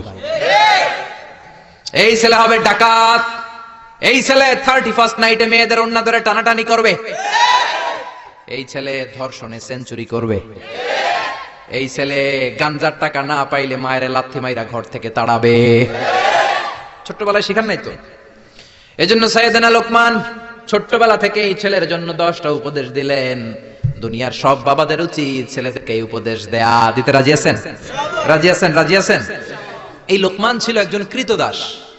লোকমান ছিল একজন নিগ্রো লোক, কুচকুচে কালো, ঠোঁটগুলো পুরো, হাতগুলো লম্বা, কুচকুচে কালো। নিগ্রো মানুষ আপনারা দেখেছেন কি? যারা হজে গিয়েছেন নিশ্চয়ই দেখেছেন, দেশের বাইরে যারা ভিজিট করেছেন দেখেছেন। আমি প্রথম দেখেছি মিশরে, কুচকুচে কালো মানুষ, এর আগে দেখি নাই, লম্বা লম্বা মানুষ। 2008-এ যখন গেলাম মিশরে, মাগরিবের নামাজ পড়লাম, নামাজ পড়ে সালাম ফিরাই দেখি ডান দিকে মুনকার, বাম দিকে নাকির, মানে কালো কালো লোক। জীবনও এরকম দেখি নাই আমি। 104 দেশের ছাত্র একসাথে পড়তাম ওইখানে। প্রথম ওয়ালাদ-দাল্লিন সবাই কয় আমিন, আওয়াজ করে আমিন। অনেকে দিছে দৌড়। নতুন যারা বাংলাদেশে আওয়াজ শুনে ভয় পেয়ে গেছে, কি করবে না করবে। নতুন আমল যদি কেউ দেখে অনেকের মধ্যে এই অবস্থা ঘটে, ঠিক কিনা? কুচকুচে কালো মানুষ প্রথমে দেখলাম। এরকম কুচকুচে কালো ছিল সাইয়েদনা লোকমান আলাইহিস সালাম। দেখেন, কালো হওয়ার পরেও একজন কৃতদাস গোলাম হওয়ার পরেও তার কথাগুলো কোরআনে দিয়েছে কে? তার মানে ইসলামে কালো সাদায় কোনো পার্থক্য নাই, ধনী গরিবে পার্থক্য নাই, লম্বা খাটোতে পার্থক্য নাই। পার্থক্য হলো তাকওয়ায়। যার কলিজায় তাকওয়া বেশি সেই আল্লাহর কাছে সেরা, ঠিক কিনা? কিয়ামতের দিন কি প্রধানমন্ত্রীর জন্য আলাদা লাইন, প্রেসিডেন্টের জন্য, এমপির জন্য? কিয়ামতের দিন লাইন দুইটা। কয়টা?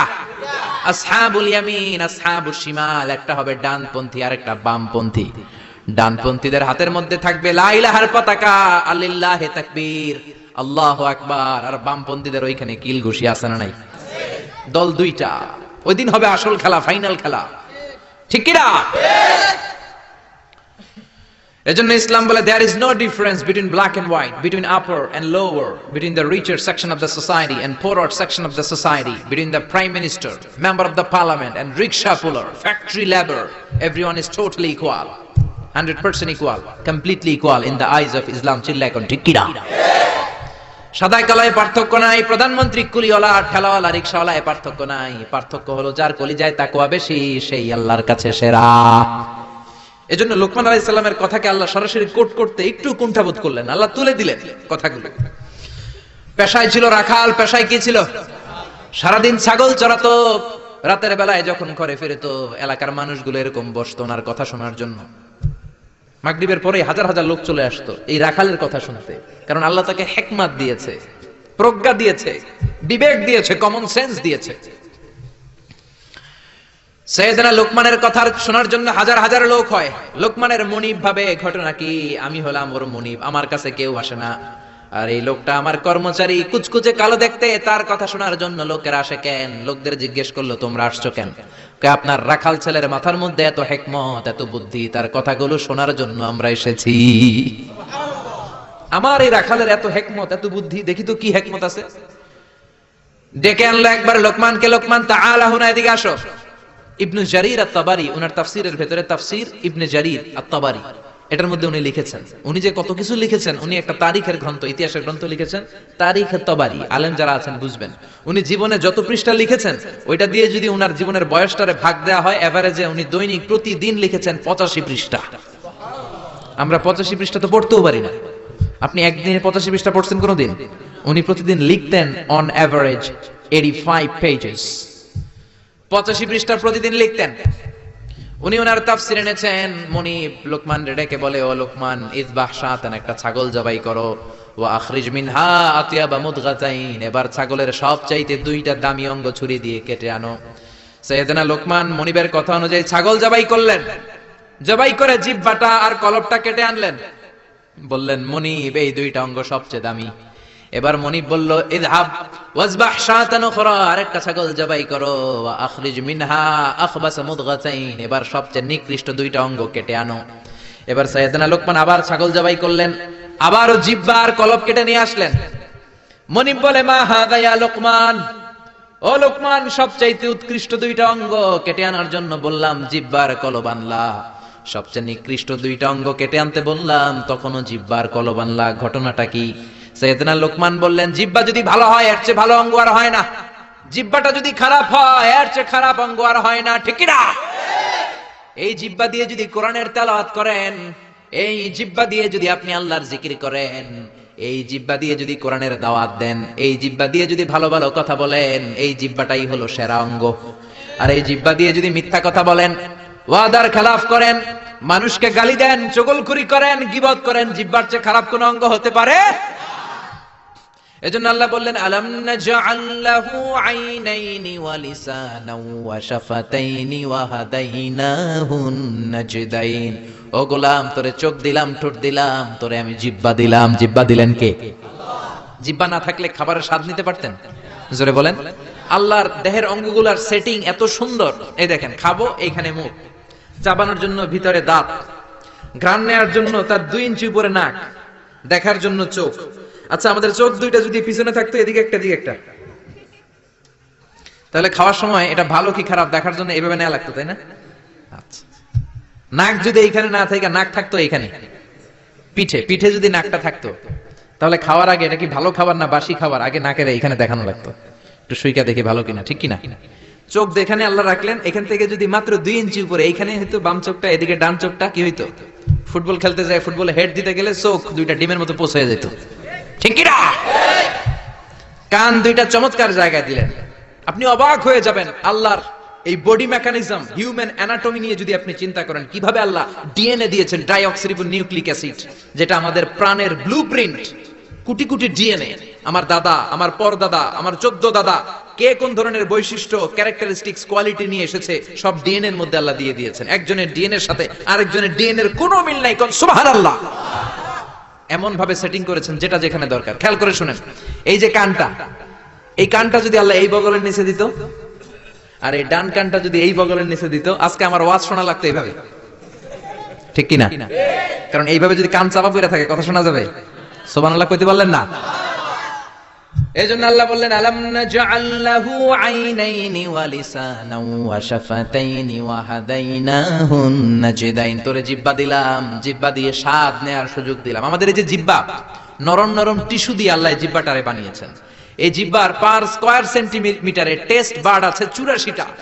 সেই হিসাবে আমাদের পুরো জিহ্বা দিয়ে আমরা কয়েক হাজার ধরনের খাদ্যের স্বাদ আস্বাদন করতে পারি, কোন সুবহানাল্লাহ। এত নরম অঙ্গ দেহের আর দ্বিতীয়টা নাই। একটা চুল যদি জিহ্বার মধ্যে পড়ে যায়, সেটাও টের পাওয়া যায়, জোরে কোন ঠিক কিনা? এজন্য রব্বুল আলামিন সাইয়েদনা মুসারে ডেকে বললেন, ও মুসা, তোর মেজাজ দিয়েছি গরম, কিন্তু জিহ্বা দিয়েছি নরম। ফেরাউনের কাছে যখন দাওয়াত নিয়ে যাবা, গরম মেজাজটা নিয়ে যেও না, নরম জিহ্বাটা দিয়ে নরম নরম ভাষায় দাওয়াত দিবা। ফাকুলা লাহু কাওলান লাইনান লাআল্লাহু ইয়াতাযাক্কারু আও ইয়াখশা। ও মুসা, তুমি আর তোমার ভাই হারুন ফেরাউনের কাছে যখন যাবা, মেজাজ গরম দেখায় না। মেজাজ দিছি গরম, কিন্তু জিহ্বা দিছি নরম। নরম জিহ্বা দিয়ে নরম ভাষায় দাওয়াত দিবা, হয়তো ফেরাউনের কপালে খুলে যেতে পারে, ঠিক কি না? এজন্য লোকমান জিহ্বা কেটে এনে বলল, জিহ্বাটা সবচেয়ে ভালো আবার সবচেয়ে খারাপ। কলব কেটে এনে বলল, কলবটা সবচেয়ে ভালো সবচেয়ে খারাপ। কলবে যদি আপনি আল্লাহরে বসান, এই কলবের ভেতরে যদি আল্লাহরে জিকিরে বসান, এই কলবের মধ্যে যদি সবার জন্য ভালোবাসা থাকে, peace for all, love for all, no hatred for anyone, no jealous for anyone, কারোর জন্য ঘৃণা থাকবে না অন্তরে, সবার জন্য ভালোবাসা আছে না নাই? এই অন্তরে যদি সবার জন্য ভালোবাসা পুষে রাখেন, আল্লাহর জিকির দিয়ে যদি অন্তরটারে সমৃদ্ধ করেন, কলবের চাইতে দামি কোনো অঙ্গ আছে নাকি? এজন্য আল্লাহ বললেন, আলা বিযিকিরিল্লাহি তাতমাইন্নুল কুলুব। দুনিয়ার কোন জিনিস দিয়ে কলব ঠান্ডা হয় না একমাত্র জিকির ছাড়া। লা ইলাহা লা ইলাহা ইল্লাল্লাহু মুহাম্মাদুর রাসূলুল্লাহ সাল্লাল্লাহু। এজন্য এই কলবে জিকির করতে হবে, কলবের মধ্যে আল্লাহকে স্থান দিতে হবে। কলব পরিষ্কার হয় জিকির দিয়া। অনেকে বলে আমরা জিকির করি না, কলবে আয়না বসাই। কি বসাই? আয়না বসাইয়া দে মোর কলবের ভিতর বাবারে। আছে না নাই? আসলে আয়না আছে নাকি কলবে? বাবার কলবেই নাই, তোমার কলবে থাকবে কেমনে? আয়না টায়না কিছু না, কলবের ভেতরে জিকির থাকবে কার? লোকমান বলল, সবচেয়ে দামি অঙ্গ জিহ্বা, সবচেয়ে নিকৃষ্ট অঙ্গ জিহ্বা, সবচেয়ে দামি অঙ্গ কলব, সবচেয়ে নিকৃষ্ট অঙ্গ কলব। মনিব তো বলে, তাই তো, লোকমানের তো আসলেই অনেক জ্ঞান। মনিব বলে, যা লোকমান, আর আমার রাখালগিরি করার দরকার নাই, তোরে আমি আজাদ করে দিলাম। দিন রাত, সারাদিন সারাক্ষণ মানুষকে তোর জ্ঞান বিলিয়ে বিলিয়ে মানুষকে তুই আলোকিত করে দে। সুবহানাল্লাহ। বাড়িতে যে বললেন, এজন্য আল্লাহ বললেন, ওয়ালাকাদ আতাইনা লুকমানাল হিকমাতা আনিশকুর লিল্লাহ ওয়া মান ইয়াশকুর ফাইন্নামা ইয়াশকুরু লিনাফসিহি ওয়া মান কাফারা ফাইন্নাল্লাহা গনিয়্যুন হামিদ। পড়েন সুবহানাল্লাহ। আল্লাহ বললেন, আমি লোকমানরে হিকমত দিয়েছি। কি দিয়েছি? কথা বলেন। হিকমত শব্দটার সাথে আপনারা পরিচিত না? আমরা কিন্তু বলি, এই কথা বলার সময় হিকমত খাটায় বলবি, বলি না? বলি না? বলি না? হিকমত হলো কেমন করে কথা বলতে হয়, কিভাবে বলতে হয়, কোন জায়গায় কোনটা বলতে হয়, এটার নাম হলো হিকমত। নলেজ আর common sense is equal to wisdom, প্রজ্ঞা। হিকমতের বাংলা হচ্ছে প্রজ্ঞা, ইংরেজি হচ্ছে উইজডম।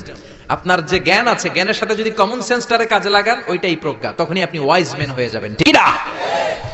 আপনার জ্ঞান আছে নামাজ পড়া ফরজ, নামাজ পড়লে জান্নাতি হওয়া যায়, এটা কিন্তু হিকমত না, এটা হলো জ্ঞান, নলেজ। এবার কেমন করে রুকু করবেন, কেমন করে সিজদা করবেন, কেমন করে নামাজ পড়বেন, এটা জানার নাম হলো হিকমত। তার মানে জ্ঞানকে প্রয়োগ করার কৌশল হচ্ছে হিকমত। জ্ঞান প্রয়োগের বাস্তব কলা কৌশল মেকানিজম জানার নাম হচ্ছে হিকমত। এইজন্য যারা কোরআনের দাওয়াত দেয়, যারা মুফাসসিরে কোরআন, যারা খতিব, যারা ইমাম সাহেব, আল্লাহ তাদেরকে বললেন দাওয়াত দেওয়ার সময় হিকমতের সাথে দিবা। উদউ ইলা সাবিলি রাব্বিকা বিল হিকমাতি ওয়াল মাউইযাতিল হাসানাতি ওয়াজাদিলহুম বিল্লাতী হিয়া আহসান। উদউ ইলা সাবিলি রাব্বিকা, আল্লাহর রাস্তায় দাওয়াত দাও। কিভাবে দিবা? বিল হিকমা, হিকমতের সাথে দিবা। হিকমত আল্লাহ সবারে দেয় না। ইউতিল হিকমাতা মান ইয়াশা ওয়া মান ইউতাল হিকমাতা ফাকাদ উতিয়া খায়রান কাসীরা। আল্লাহ হিকমত দেন কিন্তু সবাইরে নয়, যারে দেন তার কপাল রে উজালা করে দেন।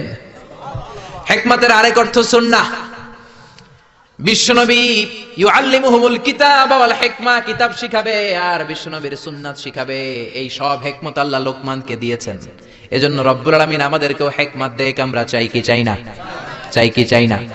সবাই পড়েন আল্লাহুম্মা উরযুকনা আল হিকমা। ও আল্লাহ, আপনি আমাদেরকে হিকমত দেন। পড়েন আমিন।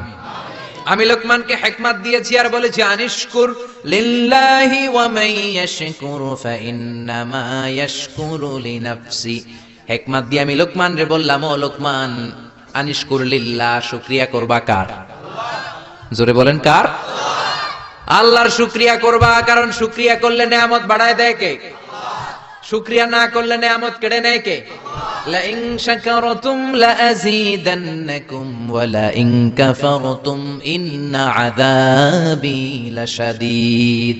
ও বান্দা, যদি আমার নেয়ামতের শুকরিয়া করো, এই যে ভাত খাও, এই যে মাছ খাও, গোশত খাও, এই যে বাতাস, নাক দিয়ে বাতাস নাও, এই যে প্রাণ ভরে তুমি পানি খাও, এই যে আমি নেয়ামত দিয়েছি, নেয়ামত গুলোর শুকরিয়া যদি করো, নেয়ামত বাড়ায় দিবে কে? আর যদি নাশুকরি করো, জেনে রাখো আমার আযাব বড় কঠিন। ইন্না বাতশা রাব্বিকা লাশাদীদ। আমার পাকড়াও বড় কঠিন। আমি আল্লাহ সব সময় ধরি না, কিন্তু যখন ধরি তখন ধরে ধরে ধরে না ধরলে আল্লাহ। জোরে বলেন, ধরে ধরে ধরে না ধরলে আল্লাহ। সব সময় ধরি না, কিন্তু ধরলে সারি না। ফেরাউন রে ধরে না কিন্তু যখন ধরছে তখন আর। নমরুদ রে ধরে না কিন্তু যখন ধরছে মশার কামড় দিয়ে দুনিয়া থেকে শেষ। ফেরাউনকে সাগরের মধ্যে সুবানি খাওয়াইছে কে? আব্রাহার বাহিনীকে আবাবিল দিয়ে ধ্বংস করলো কে? আবার কাবা ভাঙতে এলে পাঠাও আবাবিল, দাও খোদা দাও আমায় আবার উমর দারাজ দিল। আল্লাহু আকবার। তার মানে সব সময় ধরে না, অনেক ছাড় দেয়। ফামাহিলিল কাফিরিন আমহিলহুম রুয়াইদা। কাফেরদেরকে আমি ঢিল দেই, চান্স দেই, সময় দেই, দেখি ফিরে আসে কিনা, দেখি তওবা করে কিনা, দেখি মসজিদে ঢুকে কিনা, দেখি নামাজি হয় কিনা, দেখি ভালো মানুষ সাজে কিনা। জোরে কোন ঠিক কিনা? আমরা যখন ঘুড়ি উড়াই, হাতে থাকে কি? নাটাই থেকে আমরা সুতায় ঢিল দেই, তাই না? ঘুড়ি ডানে যায়, বায়ে যায়, কি আরাম, উঠতেছে এই আকাশে, এদিকে যায় ওদিকে যায়। তার মানে কি এই যে ঘুড়ির আর ফিরে আসা লাগবে না? আসা লাগবে কি লাগবে না? সুতা আমরা ঢিল দেই, ঘুড়ি আকাশে উড়ে। সন্ধ্যাবেলায় নাটাই ধরে যখন সুতায় টান দেয়, ঘুড়ির ফিরে আসা লাগে কি লাগে না? এই জন্য সুযোগ পেয়ে গাদ্দারি করো না, নাফরমানি করো না। সুতায় ধরে যখন টান দিবেন ফিরে আসা লাগবে, ঠিক কি না? এজন্য আল্লাহ বলো শুকরিয়া করো। বললেন শুকরিয়া করে বাড়ায় দিব, না শুকরি করলে কেড়ে নিব। শুকরিয়া করবেন না কেন? এত নেয়ামত আল্লাহ আমাদের দিয়েছেন, নেয়ামত গুলো গুণে শেষ করতে পারবেন? পারবেন? আমার দেহে কত নেয়ামত, আমার ঘরে কত নেয়ামত, আমার ব্যবসা প্রতিষ্ঠানে কত নেয়ামত, গোটা বসুন্ধরা পৃথিবী ব্যাপী কত নেয়ামত, ঠিক কি না? এজন্য আল্লাহ বললেন আনিশকুরু লিল্লাহি ওয়া মান ইয়াশকুরু ফাইন্নামা ইয়াশকুরু লিনাফসিহি। শুকরিয়া করো, শুকরিয়া করলে তোমারই লাভ। যে শুকরিয়া করে নিজের জন্যই করে নাকি আল্লাহর লাভ? আমরা শুকরিয়া করলে আল্লাহর অনেক লাভ না? আল্লাহর ক্ষমতা অনেক বেড়ে যাবে আমরা শুকরিয়া করলে। বেড়ে যাবে, বেড়ে যাবে। আল্লাহ বলে গোলাম, পৃথিবীর সবাই যদি মুত্তাকি হয়ে যাও, দুনিয়ার সবাই যদি নামাজি হয়ে যাও, আল্লাহর ওলি হয়ে যাও, আমার কোনো লাভ নাই, লাভ তোর। আর সবাই যদি কাফের হয়ে যাও, আমি আল্লাহর লস নাই, লসও তোমার। জোরে কোন ঠিক কিনা? সহিহ মুসলিমের বর্ণনা, দুনিয়ার সবাই যদি কাফের হয়ে যায়, মুশরিক হয়ে যায়, আমি আল্লাহর ক্ষমতার 1 ইঞ্চিও কমবে না। সবাই যদি জিকির করে ওলি হয়ে যায়, আমি আল্লাহর ক্ষমতার 1 ইঞ্চিও বাড়বে। লাভ লস কার? কয় আল্লাহর। লাভ লস কার? কার? আরো জোরে সবাই বলেন। লাভ লস আমাদের। ওমান কাফারা ফাইন্নাল্লাহা গনিয়্যুন হামিদ। আর যদি কুফরি করো জেনে রেখো আল্লাহ অমুখাপেক্ষী, আল্লাহর কিছু লাগে না, লাগে আমাদের। আমাদের প্রয়োজনে আমরা আল্লাহর কাছে ঠেকা, আল্লাহ কারো কাছে ঠেকা নাকি?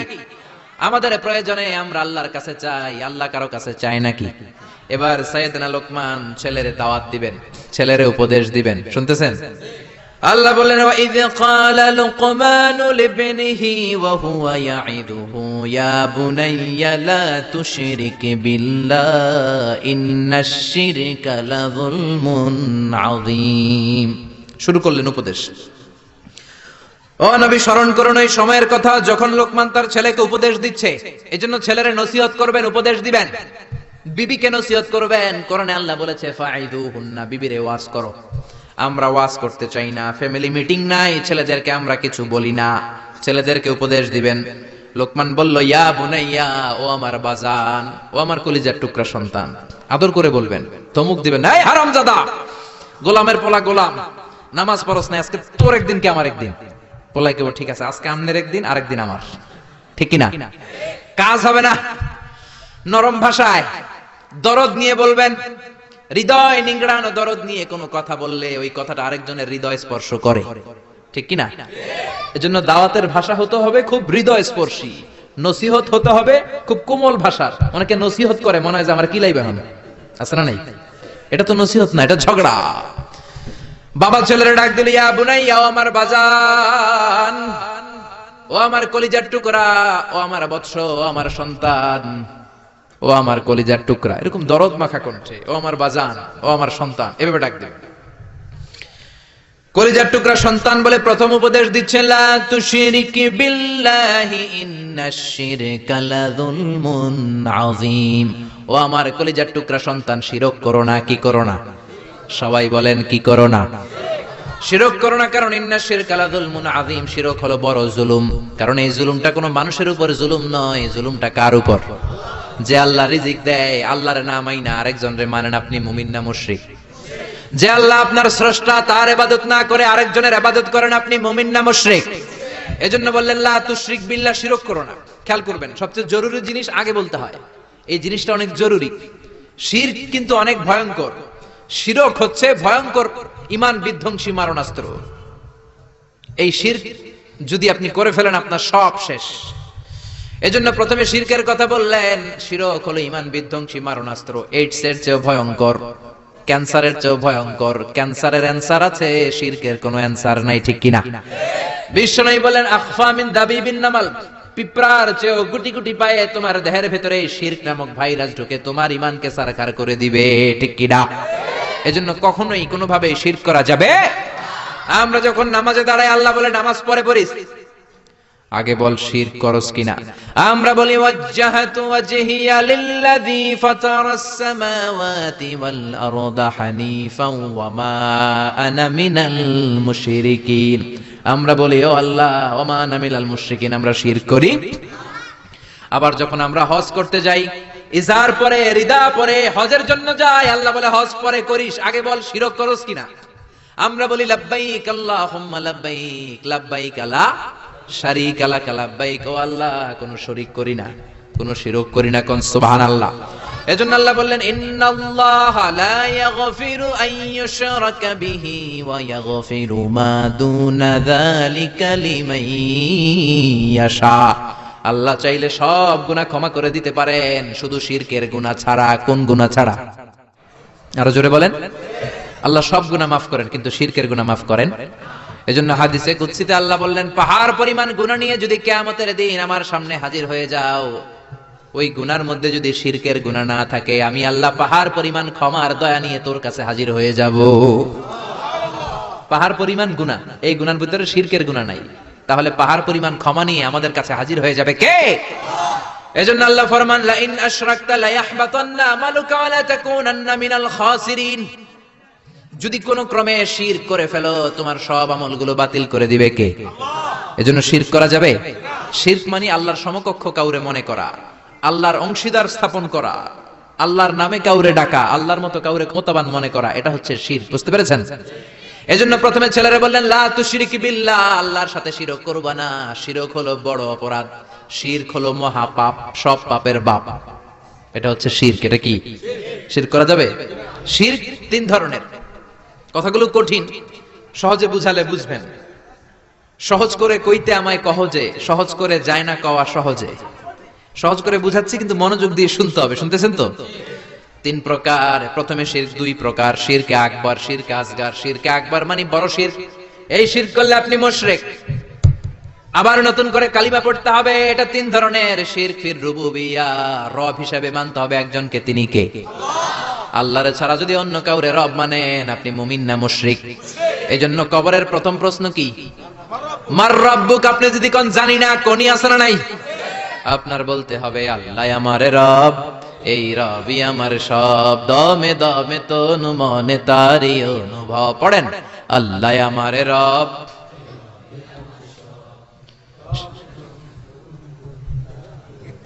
আর শিরকু ফির রুবুবিয়্যাহ, রবের নামে যদি শিরক করেন, ফেরাউন বলেছিল আনা রব্বুকুমুল আ'লা, আমি বড় রব, আমি বড় খোদা। আল্লাহ কয় তুই হুদা। এজন্য সাগরের মধ্যে চুবাইছে কে? এজন্য আল্লাহ ছাড়া কাউরে কোনোদিন রব মানা যাবে। দুই নাম্বার শিরকু ফিল উবুদিয়্যাহ, ইবাদত হবে একজনের, তিনি কে? এখন আপনি মসজিদেও যে আল্লাহরে সেজদা দেন, আবার দরগায় যে মাজারে যেও আপনি সেজদা দেন, আপনি মুমিন না মুশরিক? মাজারে যে অনেক মহিলারা সেজদা দেয়, আছে না নাই? কয় ছেলের জন্য বাবার কাছে গেছি, বাবার দরবারে যায়, বাবা নাকি ছেলে দিব। মাজারে গেলে বলে ছেলে পাওয়া যায়। আচ্ছা কুত্তার যে বাচ্চা হয়, কুত্তা কোন দরবারে গেছিল? হ্যাঁ? ছাগলের যে বাচ্চা হয়, ছাগলে কোন মাজারে যায়? গাভী যে প্রতি বছর বাছুর দেয়, গাভী কোন বাবার দরবারে যায় বাচ্চা পাইলো? কথা কি বুঝেন? একটু বিবেক খাটান। এই যে কুকুরের বাচ্চা হয়, ছাগলের বাচ্চা, এরা তো কোনো মাজারে যে মানত করলো না, এদেরকে বাচ্চা দিল কে? তো কুকুররে আল্লাহ বাচ্চা দিতে পারলে কি আপনারা দিতে পারে না? ইয়াহাবু লিমান ইয়াশাউ ইনাসা ওয়া ইয়াহাবু লিমান ইয়াশাউ যুকুর আও ইউযাওয়িজুহুম যুকরানা ওয়া ইনাসা ওয়া ইয়াজআলু মান ইয়াশাউ আকীমা ইন্নাহু আলীমুন কাদির। তিনি যাকে চান তাকে ছেলে দেন, আবার যাকে চান তাকে মেয়ে দেন, আবার যাকে চান তারে ছেলেও দেন মেয়েও দেন, আবার যাকে চান ছেলেও দেন না মেয়েও দেন না। তিনি কে? এজন্য ছেলে মেয়ে যদি চাইতে হয় চাবেন কার কাছে? তিন নম্বরে আশিরকু ফিল আসমাই ওয়াস সিফাত, আল্লাহর সিফাতি নাম যদি কারো সাথে লাগান।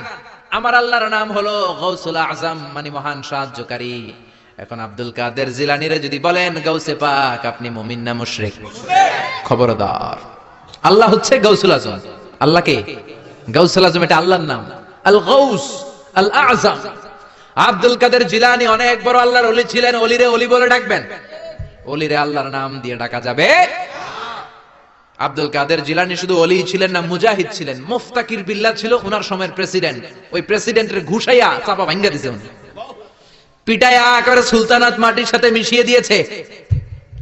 আব্দুল কাদের জিলানী বাগদাদে 400 মাদ্রাসা প্রতিষ্ঠা করেছে। ওনার ইলমি খেদমত নিয়ে কথা নাই, ওনার জিহাদি জীবন নিয়ে কথা নাই। খালি কথা ফু দিলে বলে পানি আগুন হয়ে যায়, আগুন পানি হয়ে যায়। কপাল পোড়া, ঠিক কিনা? খাজা মাইনুদ্দিন চিশতি রাহিমাহুল্লাহ অনেক বড় আল্লাহর ওলি ছিলেন। তার চেয়ে বড় পরিচয় হলো মুজাহিদ ছিলেন।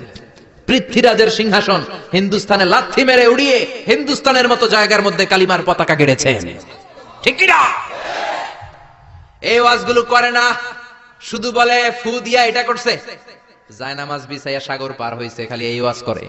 এরা এক একজন মুজাহিদ ছিলেন, এরা এক একজন স্ট্রাগল করেছেন, অন্যায়ের বিরুদ্ধে জিহাদ করেছেন। চিল্লায় বলেন ঠিক কিনা?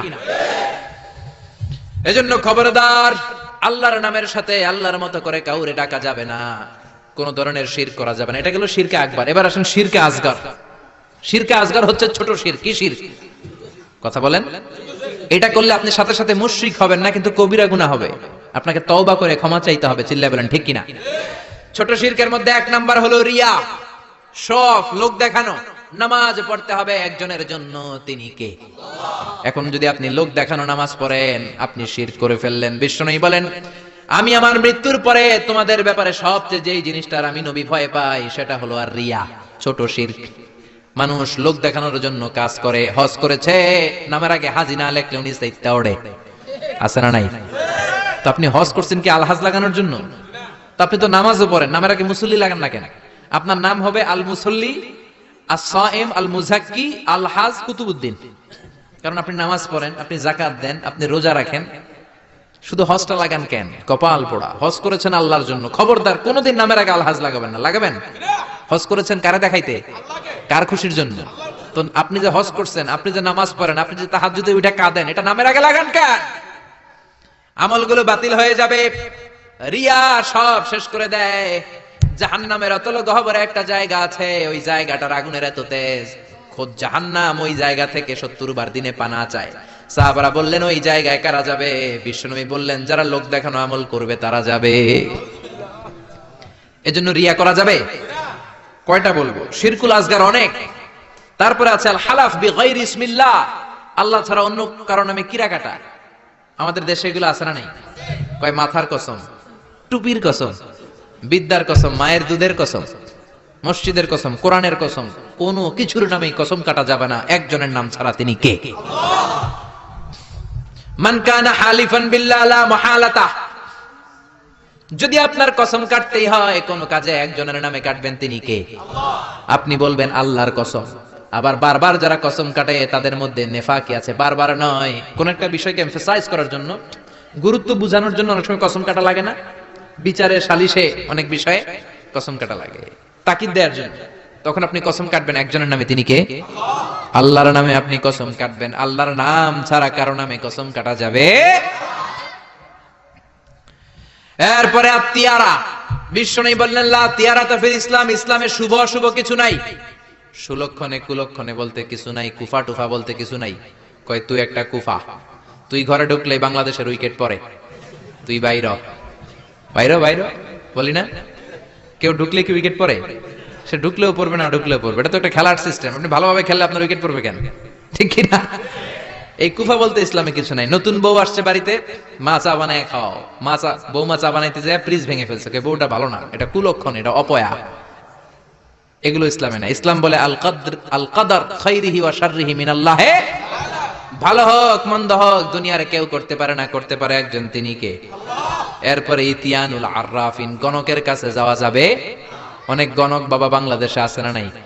গনে গনে নাকি সব বলে দেয়। বিশ্বনবী বললেন মান আতা আররাফান, যে কোনো গণকের কাছে যায়, ফাসাআলাহু আন শাইইন, যে কিছু জিজ্ঞেস করে, গণকের কাছে যে জিজ্ঞেস করার সাথে সাথেই 40 দিনের আপনার নামাজগুলারে বাতিল করে দিবে কে? গণক যা বলছে এটা বিশ্বাস করেন নাই, শুধু জিজ্ঞেস করছেন, 40 দিনের নামাজ বাতিল। আর গণক যা বলেছে যদি বিশ্বাস করেন, মুশরিকদের কাতারে আপনারা তুলে দিবে কে? এজন্য গণকের কাছে যাওয়া যাবে না। গণকরে যে বলবেন ও গণক বাবা আপনার চেম্বারে আপনি কি করেন? গণক বলবে আমি ভবিষ্যতের সব কথা জানি, সব বলে দেই। এটা বললেই দিবেন এক থাপ্পড় 20 কেজি ওজনের। যদি বলে এই থাপ্পড় দিলি কেন? বলবেন তুমি তো গণক, ভবিষ্যৎ জানো, আজকে আমি এই সাথে থাপ্পড় দিবা আগেই তো জানার কথা, তুমি না সব জানো, আমারে দেখে তুমি দৌড় দাও নাই কেন? ঠিক কি না? এইভাবে সাইজ করবেন গণক বাবাদেরকে। এরপরে আছে রাশিফল বাবা, মেষ রাশি, বৃষ রাশি, মিথুন রাশি, কর্কট রাশি, তুলা রাশি, সিংহ রাশি, আছে না নাই? আপনি যাবেন কইব তোর উল্লুক রাশি, আপনার বন্ধুরে নিয়ে যান বলবে তোর বন্ধুর ভাল্লুক রাশি, আপনার বউ নিয়ে যান বলবে তোর বউয়ের বিলাই রাশি, আপনি যাই বলবেন বাবা আমার রাশি, কইবে তোর কুত্তা রাশি, আপনার ছোট্ট ছেলেটারে নিয়ে যান বলবে তোর ছেলের ইন্দুর রাশি, আছে না নাই? হাতের রেখা দেখে এরা সব বলে এই যে এইখানে তোমার বিবাহ, এটা একটু ঘুরাই দিলে এটা ওইদিকে যাবে, আর তুমি তো সৌদি চলে যাবা কিছুদিন পরে, তোমার ভাগ্যে অনেক কিছু আছে। হাতের রেখায় কোনো ভাগ্য থাকে না, কারণ ভাগ্য তো তারও থাকে যার হাত থাকে না। হাত নাই পা নাই এরকম বিকলাঙ্গ লোক পৃথিবীতে আছে না নাই? তো যেই লোকটার হাত নাই তারও তো ভাগ্য আছে। এজন্য কপাল পোড়া এদের কাছে যাওয়া যাবে? খবরদার টিয়া পাখির কাছে যায়। টিয়া পাখি নাকি ভাগ্য বলে দেয়। কত নিম্ন রুচির লোক হতে পারলে একজন মানুষ আশরাফুল মাখলুকাত হয়ে টিয়ার কাছে ভাগ্য জানতে চায়। ভাগ্য তো মহাবিশ্ব সৃষ্টির 50,000 বছর আগে লৌহে মাহফুজে লিখে দিয়েছে কে? আর জোরে বলেন কে? এরপর কোমরে কাইতন বাঁধে, আছে না নাই? হাতের মধ্যে আজমি শরীফের সুতা বাঁধে। পরীক্ষার রাত্রে দেখলাম একটাই ঘুরে, বললাম কিরে পড়স না? কই যে হুজুর সুতা আছে, আজমির শরীফের সুতা, আমার A+ ঠেকাবে কে? এরকম আছে না নাই? সুতা তোমার কিচ্ছু করতে পারে না, করতে পারে একজন, তিনি কে? এরপরে ইঁদুরের কাছে যে দাঁত চায়, দাঁত নিয়ে কই ইন্দুর মামা, ইন্দুর মামা। মাই কইছে আমনে আমার বড় মামা, আমার মোটা দাঁত নিয়ে আমনের চিকুন দাঁত দেন। এই এলাকায় বলে, এখানেও বলে। ইঁদুরের কাছে আর দাঁত চাইবেন? কোনদিন চাইবেন? এরপর ট্রাকের পিছনে জুতা ঝুলায় আছে না নাই? তাও পুরান জুতা। দেখবেন রাত্রেবেলা ট্রাকের পিছনে সব পুরান জুতা। একটা ধরলাম, কি রে পুরান জুতা কেন? কই হুজুর চোখ লাগে, বদনজর, মুখ লাগে। তো কি লাভ? কই যেটা মুখ লাগাইছে ওটার গালে যে আমার সিরা জুতা পড়ছে। কপাল পোড়া। তুমি ট্রাককে হেফাজতের জন্য জুতার উপর তাওয়াক্কুল করেছো, আল্লাহর উপর তাওয়াক্কুল করো নাই, তুমি মুশরিক। জোরে কোন ঠিক কিনা? এরপরে মাজার দেখলে ড্রাইভার ভাইরা গাড়ি স্লো করে, করে কি করে না? মাজারের দিকে এরকম করে, আছে না নাই? কিরে স্লো করলি কেন? কয় বাবার মাজার, বাবায় অনেক গরম, গাড়ি আমার উল্টায় দিবে। জোরে চালাইলে, গাড়ি উল্টায় দিলে দুর্ঘটনা হয়, মানুষ মারা যায়। যে লোক কবরে শুইয়া মানুষ মারে ওইটা আল্লাহর ওলি নাকি ডাকাইত? ওটা তো অনেক বড় সন্ত্রাসী, ঠিক কিনা? এরপর বাচ্চাদের কপালে কালো টিপ আছে না নাই? আমি আমার বাড়িতে আমার পুরাতন একটা অ্যালবাম ঘাটতে শুরু করলাম। ঘাটতে ঘাটতে দেখি আমার বয়স যখন 4, তখন আমার একটা ছবি, ওইখানে আমার কপালেও কালো টিপ দেওয়া। আম্মারে ধরলাম, কালো টিপ দিলা কেন? কয় তোর নানি কইছে। নানিরে ধরলাম, তুমি কইছো কেন? কয় তোর বড় আম্মা কইছে, ওই বেডি আর বাইসা নাই, আর ধরতেও পারি নাই। এই জন্য এগুলো করা যাবে। এই কালো টিপ দিবেন না। সূরা ফালাক নাস পড়ে ফু দিবেন, সুস্থ করে দিবে কে? তারপরে কয় পরীক্ষা সকালে ডিম খাবি না, পরীক্ষায় ডিম পাবি। আপনাদের এলাকায় বলে? বলে? আহা, এটি ভুয়া কথা। আমি তো সবসময় পরীক্ষার দিন সকালে ডিম খাইতাম আর ফার্স্ট হয়ে যেতাম। এই যে মিশরের পরীক্ষায় যখন দিলাম, ডিম খেয়ে গেছি, ফার্স্ট হয়ে গেছি। ডিম খেলে ফার্স্ট হয়ে যাবেন, ডিম খেলে পরীক্ষায় ডিম পাবে, এটা ভুয়া কথা। এরপরে কয় জট কলা খাইস না, জমজ পলাইব। আছে না নাই? জমজ হলে তো ভালো, 2বারের কষ্ট একবারে সারলো।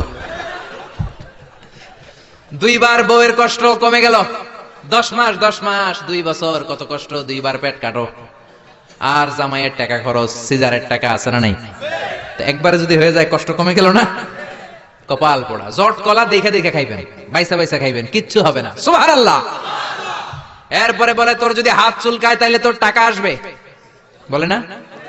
আসলে কি আসে? টাকা আসে? আসে না। ধনী বানায় কে? গরিব বানায় কে? আবার মাথায় যদি 2 গিট থাকে, 2টা গিট থাকে, কয় তোর 2 বিয়া। আছে না নাই? মুসলমান এগুলোতে বিশ্বাস করতে পারে?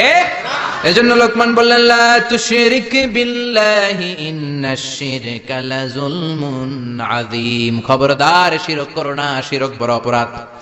1 নাম্বার উপদেশ শেষ। 2 নাম্বার, ইয়া বুনাইয়া ইন্নাহা ইন তাকু মিসকালা হাববাতিন মিন খারদালিন ফাতাকুন ফি সাখারাতিন আও ফিস সামাওয়াতি আও ফিল আরদি ইয়াতি বিহাল্লাহ ইন্নাল্লাহা লাতীফুন খাবীর।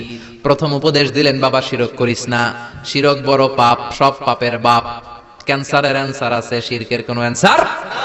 দ্বিতীয় উপদেশ দিলেন, বাবা ছোট্ট কোনো ভালো কাজ কিংবা মন্দ কাজ যদি করো, পাহাড়ে ঢুকেও যদি করো, আকাশে উঠেও যদি করো, জমিনের গর্তের মধ্যেও যদি করো, কেউ দেখে না দেখে কে? কেউ যেটা দেখে না দেখে কে? কেউ যেটা শোনে না শোনে কে? কেউ যেটা বুঝে না বুঝে কে? দরজা বন্ধ করে, লাইট অফ করে রাতের বেলা পাপ করলেন, কেউ দেখে নাই, দেখছে কে? তিনি লাতীফুন খাবীর, সূক্ষ্মদর্শী। তিনি থাকেন অনেক উপরে, 7 আকাশ, সিদরাতুল মুনতাহা, বাইতুল মামুর, লাউহে মাহফুজ, তারপর আল্লাহর আরশ, তারপরে কুরসি, তার উপর আল্লাহর 70,000 নূরের পর্দা।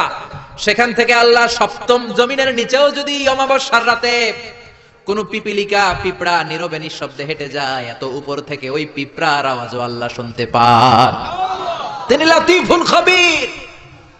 তার মানে দ্বিতীয় উপদেশ দিলেন, বাবা ওই আল্লাহর শিরক করো না, যে আল্লাহ এত ক্ষমতাশীল, তুমি যেখানেই যেটা করো, কিয়ামতের দিন তোমার সামনে তুলে ধরবে কে? এটাকে বলে সেন্স অফ অ্যাকাউন্টেবিলিটি, জবাবদিহিতার চিন্তা।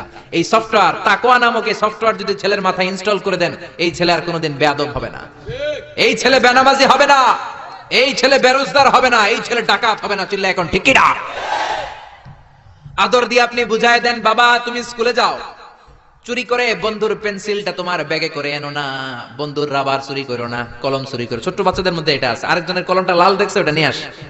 আপনি শিখিয়ে দেন আরেকজনের জিনিস নেওয়া যাবে না, না বলে নেয়াকে চুরি বলে। ও বাবা রাস্তা দিয়ে তুমি হেঁটে যাও, আম গাছে আম পেকেছে, রাস্তায় কেউ নাই, টুক করে একটা আম পেড়ে ব্যাগের ভিতরে ভরেছো, কেউ দেখে নাই, দেখেছে কে? কিয়ামতের দিন বিচার আছে না নাই?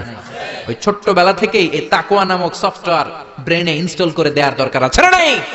3 নাম্বার উপদেশ, ইয়া বুনাইয়া আকিমিস সালাতা ওয়া আমুর বিল মা'রুফি ওয়ানহা আনিল মুনকার।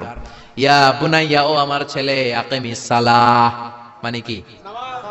সালাতে কায়েম করো, সালাতে কায়েম করো, হবে সম্মানী তুমি, হবে জান্নাতি তুমি, হবে জান্নাতি তুমি, হবে সম্মানী তুমি, দিবে কাল হাসরে শীতল ছায়া আরশে আজিম।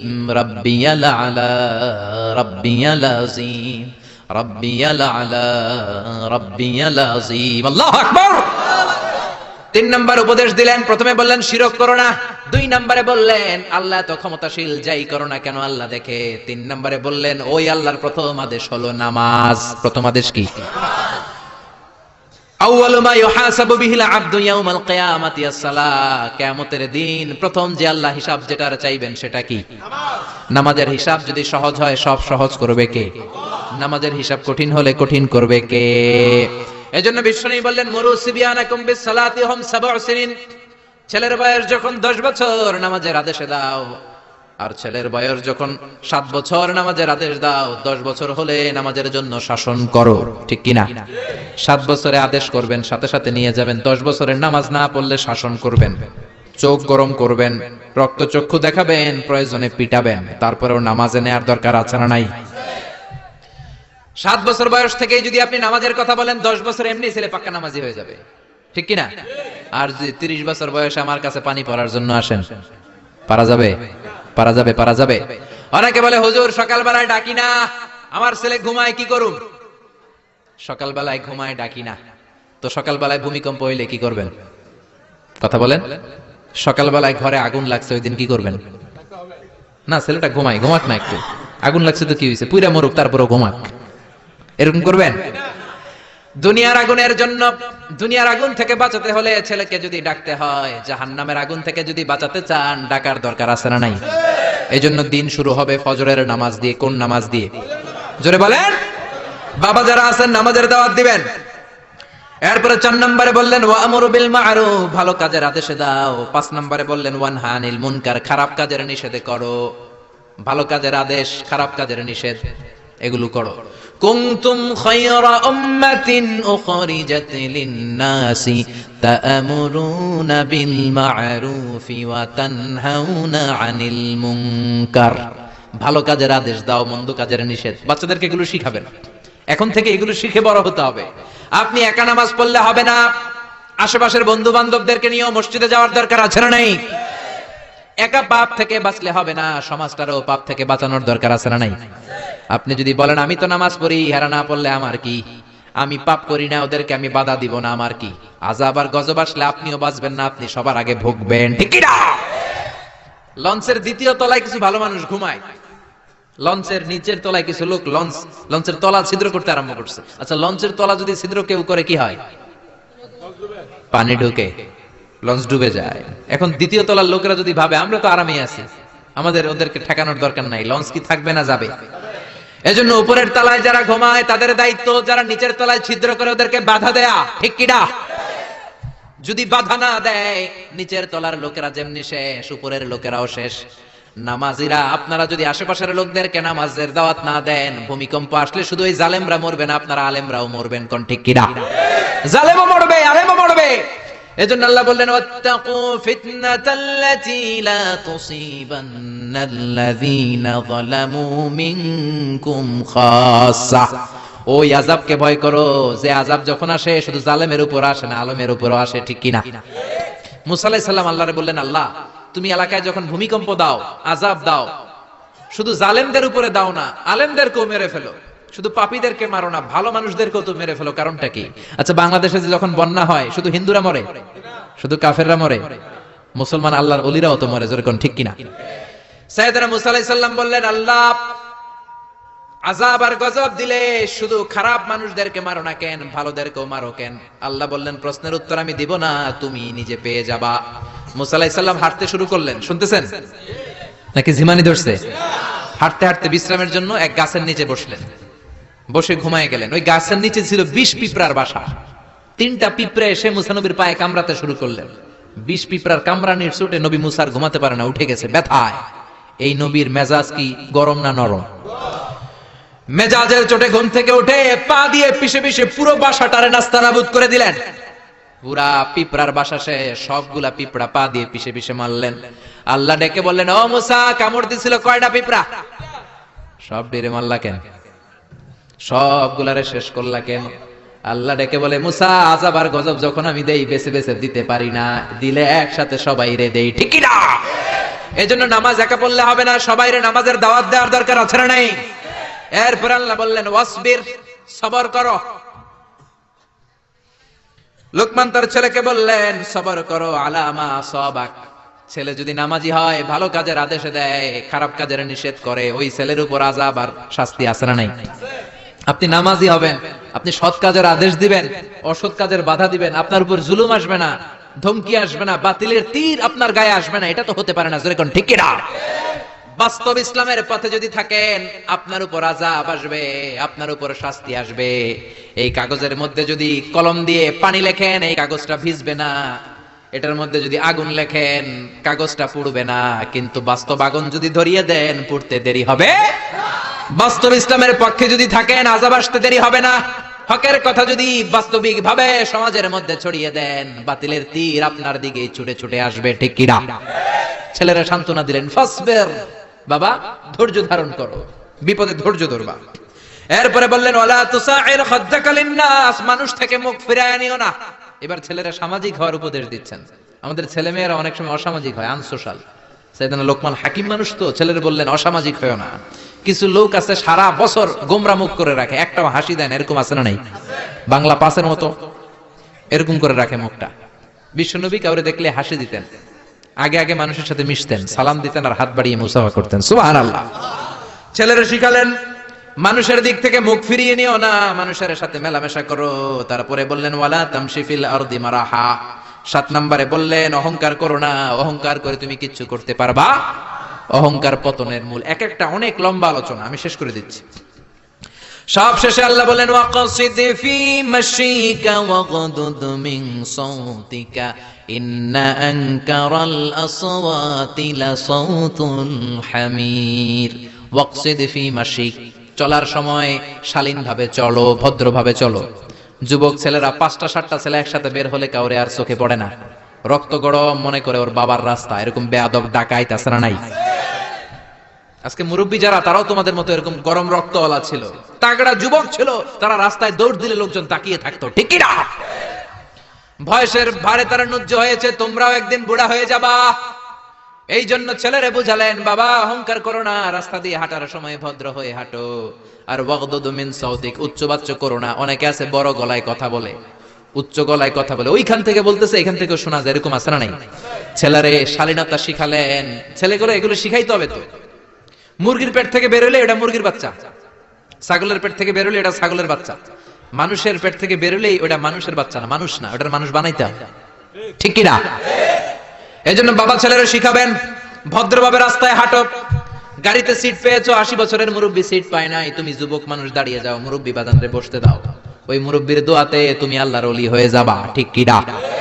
ওয়াগদুদ মিন সাউতিক, কণ্ঠটারে নিচু করো, মোলায়েম ভাষায় কথা বলো।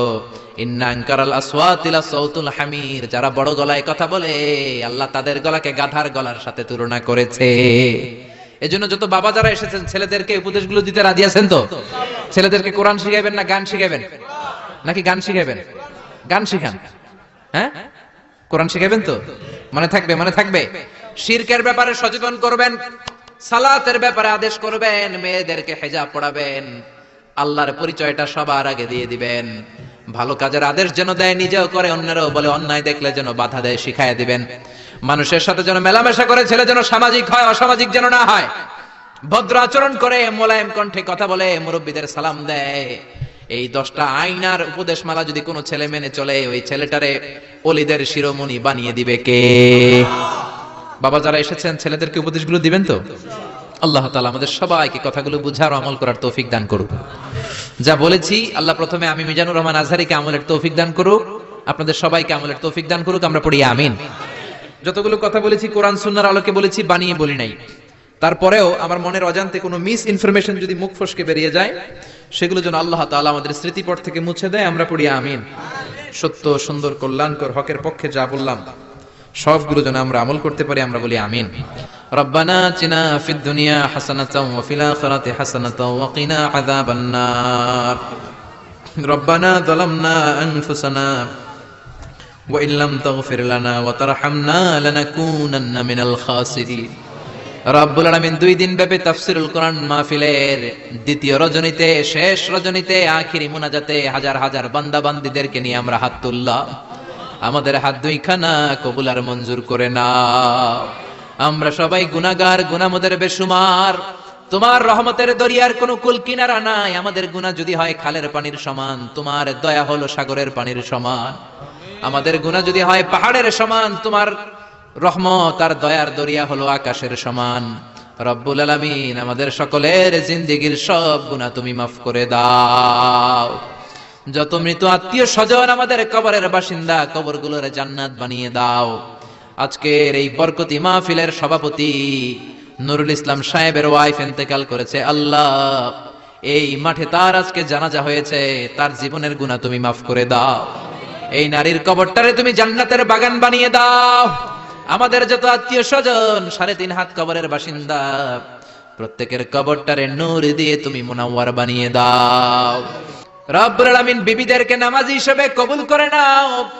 সাইয়েদনা লুকমান যেই 10টি উপদেশ নিজের ছেলেকে দিয়েছে, আমরা যারা বাবা হয়েছে আমরাও যেন ছেলে মেয়েদেরকে এই উপদেশ দিতে পারি, তৌফিক দাও। রব্বুল আলামিন আমরা যেন শিরকের ধারে কাছেও না যাই, শিরক থেকে যেন যোজন কিলোমিটার দূরে থাকতে পারি, তুমি তৌফিক দাও। রব্বুল আলামিন তোমার ভয় আমাদের অন্তরে যেন সব সময় জাগ্রত থাকে, তৌফিক দাও। আমরা যেন সৎ কাজের আদেশ দেই, মন্দ কাজের নিষেধ করতে পারি। আমরা যেন অহংকার না করি, আমরা যেন সালাত কায়েম করি, মোলায়েম ভাষায় কথা বলি। অহংকার যেন আমাদের অন্তরে ঠাঁই না পায়, তুমি তৌফিক দাও। রব্বুল আলামিন যারা টাকা দিয়ে, পয়সা দিয়ে, বুদ্ধি দিয়ে, পরামর্শ দিয়ে আজকের এই কোরআনের বাগানটারে সফল করলো, কিয়ামতের দিন কঠিন মুসিবতের কালে মাহফিলটারে নাজাতের ওসিলা বানিয়ে দাও। আমাদের মধ্য থেকে যারা অসুস্থ, সুস্থ করে দাও। চাকরিজীবীদের চাকরিতে বরকত দাও, ব্যবসায়ীদের ব্যবসায় বরকত দাও। শিক্ষার্থী ভাইয়েরা যারা এসেছে মেধা শক্তি বাড়িয়ে দাও। ইমাম সাহেব, মুয়াজ্জিন সাহেব, হাফেজ সাহেব, খতিব সাহেব, শিক্ষক মণ্ডলী যারা এসেছে সবাইকে তুমি কবুল করে নাও। পর্দার আড়ালে যে মা বোনেরা হাত তুলেছে, রব্বুল আলামিন তাদের দোয়াগুলো কবুল আর মঞ্জুর করে নাও। এই এলাকার প্রতিটা ঘরের ভেতরে তুমি রহমত আর বরকত নাজিল করে দাও। আমারে যখন ফুরাবে দিন, আসবে গহীন রাতি, থেকো আল্লাহ দু নয়নে হয়ে চির সাথী। আসবে গহীন রাতি, ক্ষণস্থায়ী জীবনে যতদিনের হায়াত নিয়ে আমরা এসেছি, ততদিন যেন তোমার গোলামের মতো বাঁচতে পারি, তৌফিক দাও। রব্বুল আলামিন মৃত্যুর পূর্বক্ষণে বিশ্বনবীর শেখানো ওই মধুর কালিমাটুকুন জপতে জপতে ঈমান নিয়ে যেন আমরা সবাই বিদায় নিতে পারি। লা ইলাহা ইল্লাল্লাহু মুহাম্মাদুর রাসূলুল্লাহ সাল্লাল্লাহু আলাইহি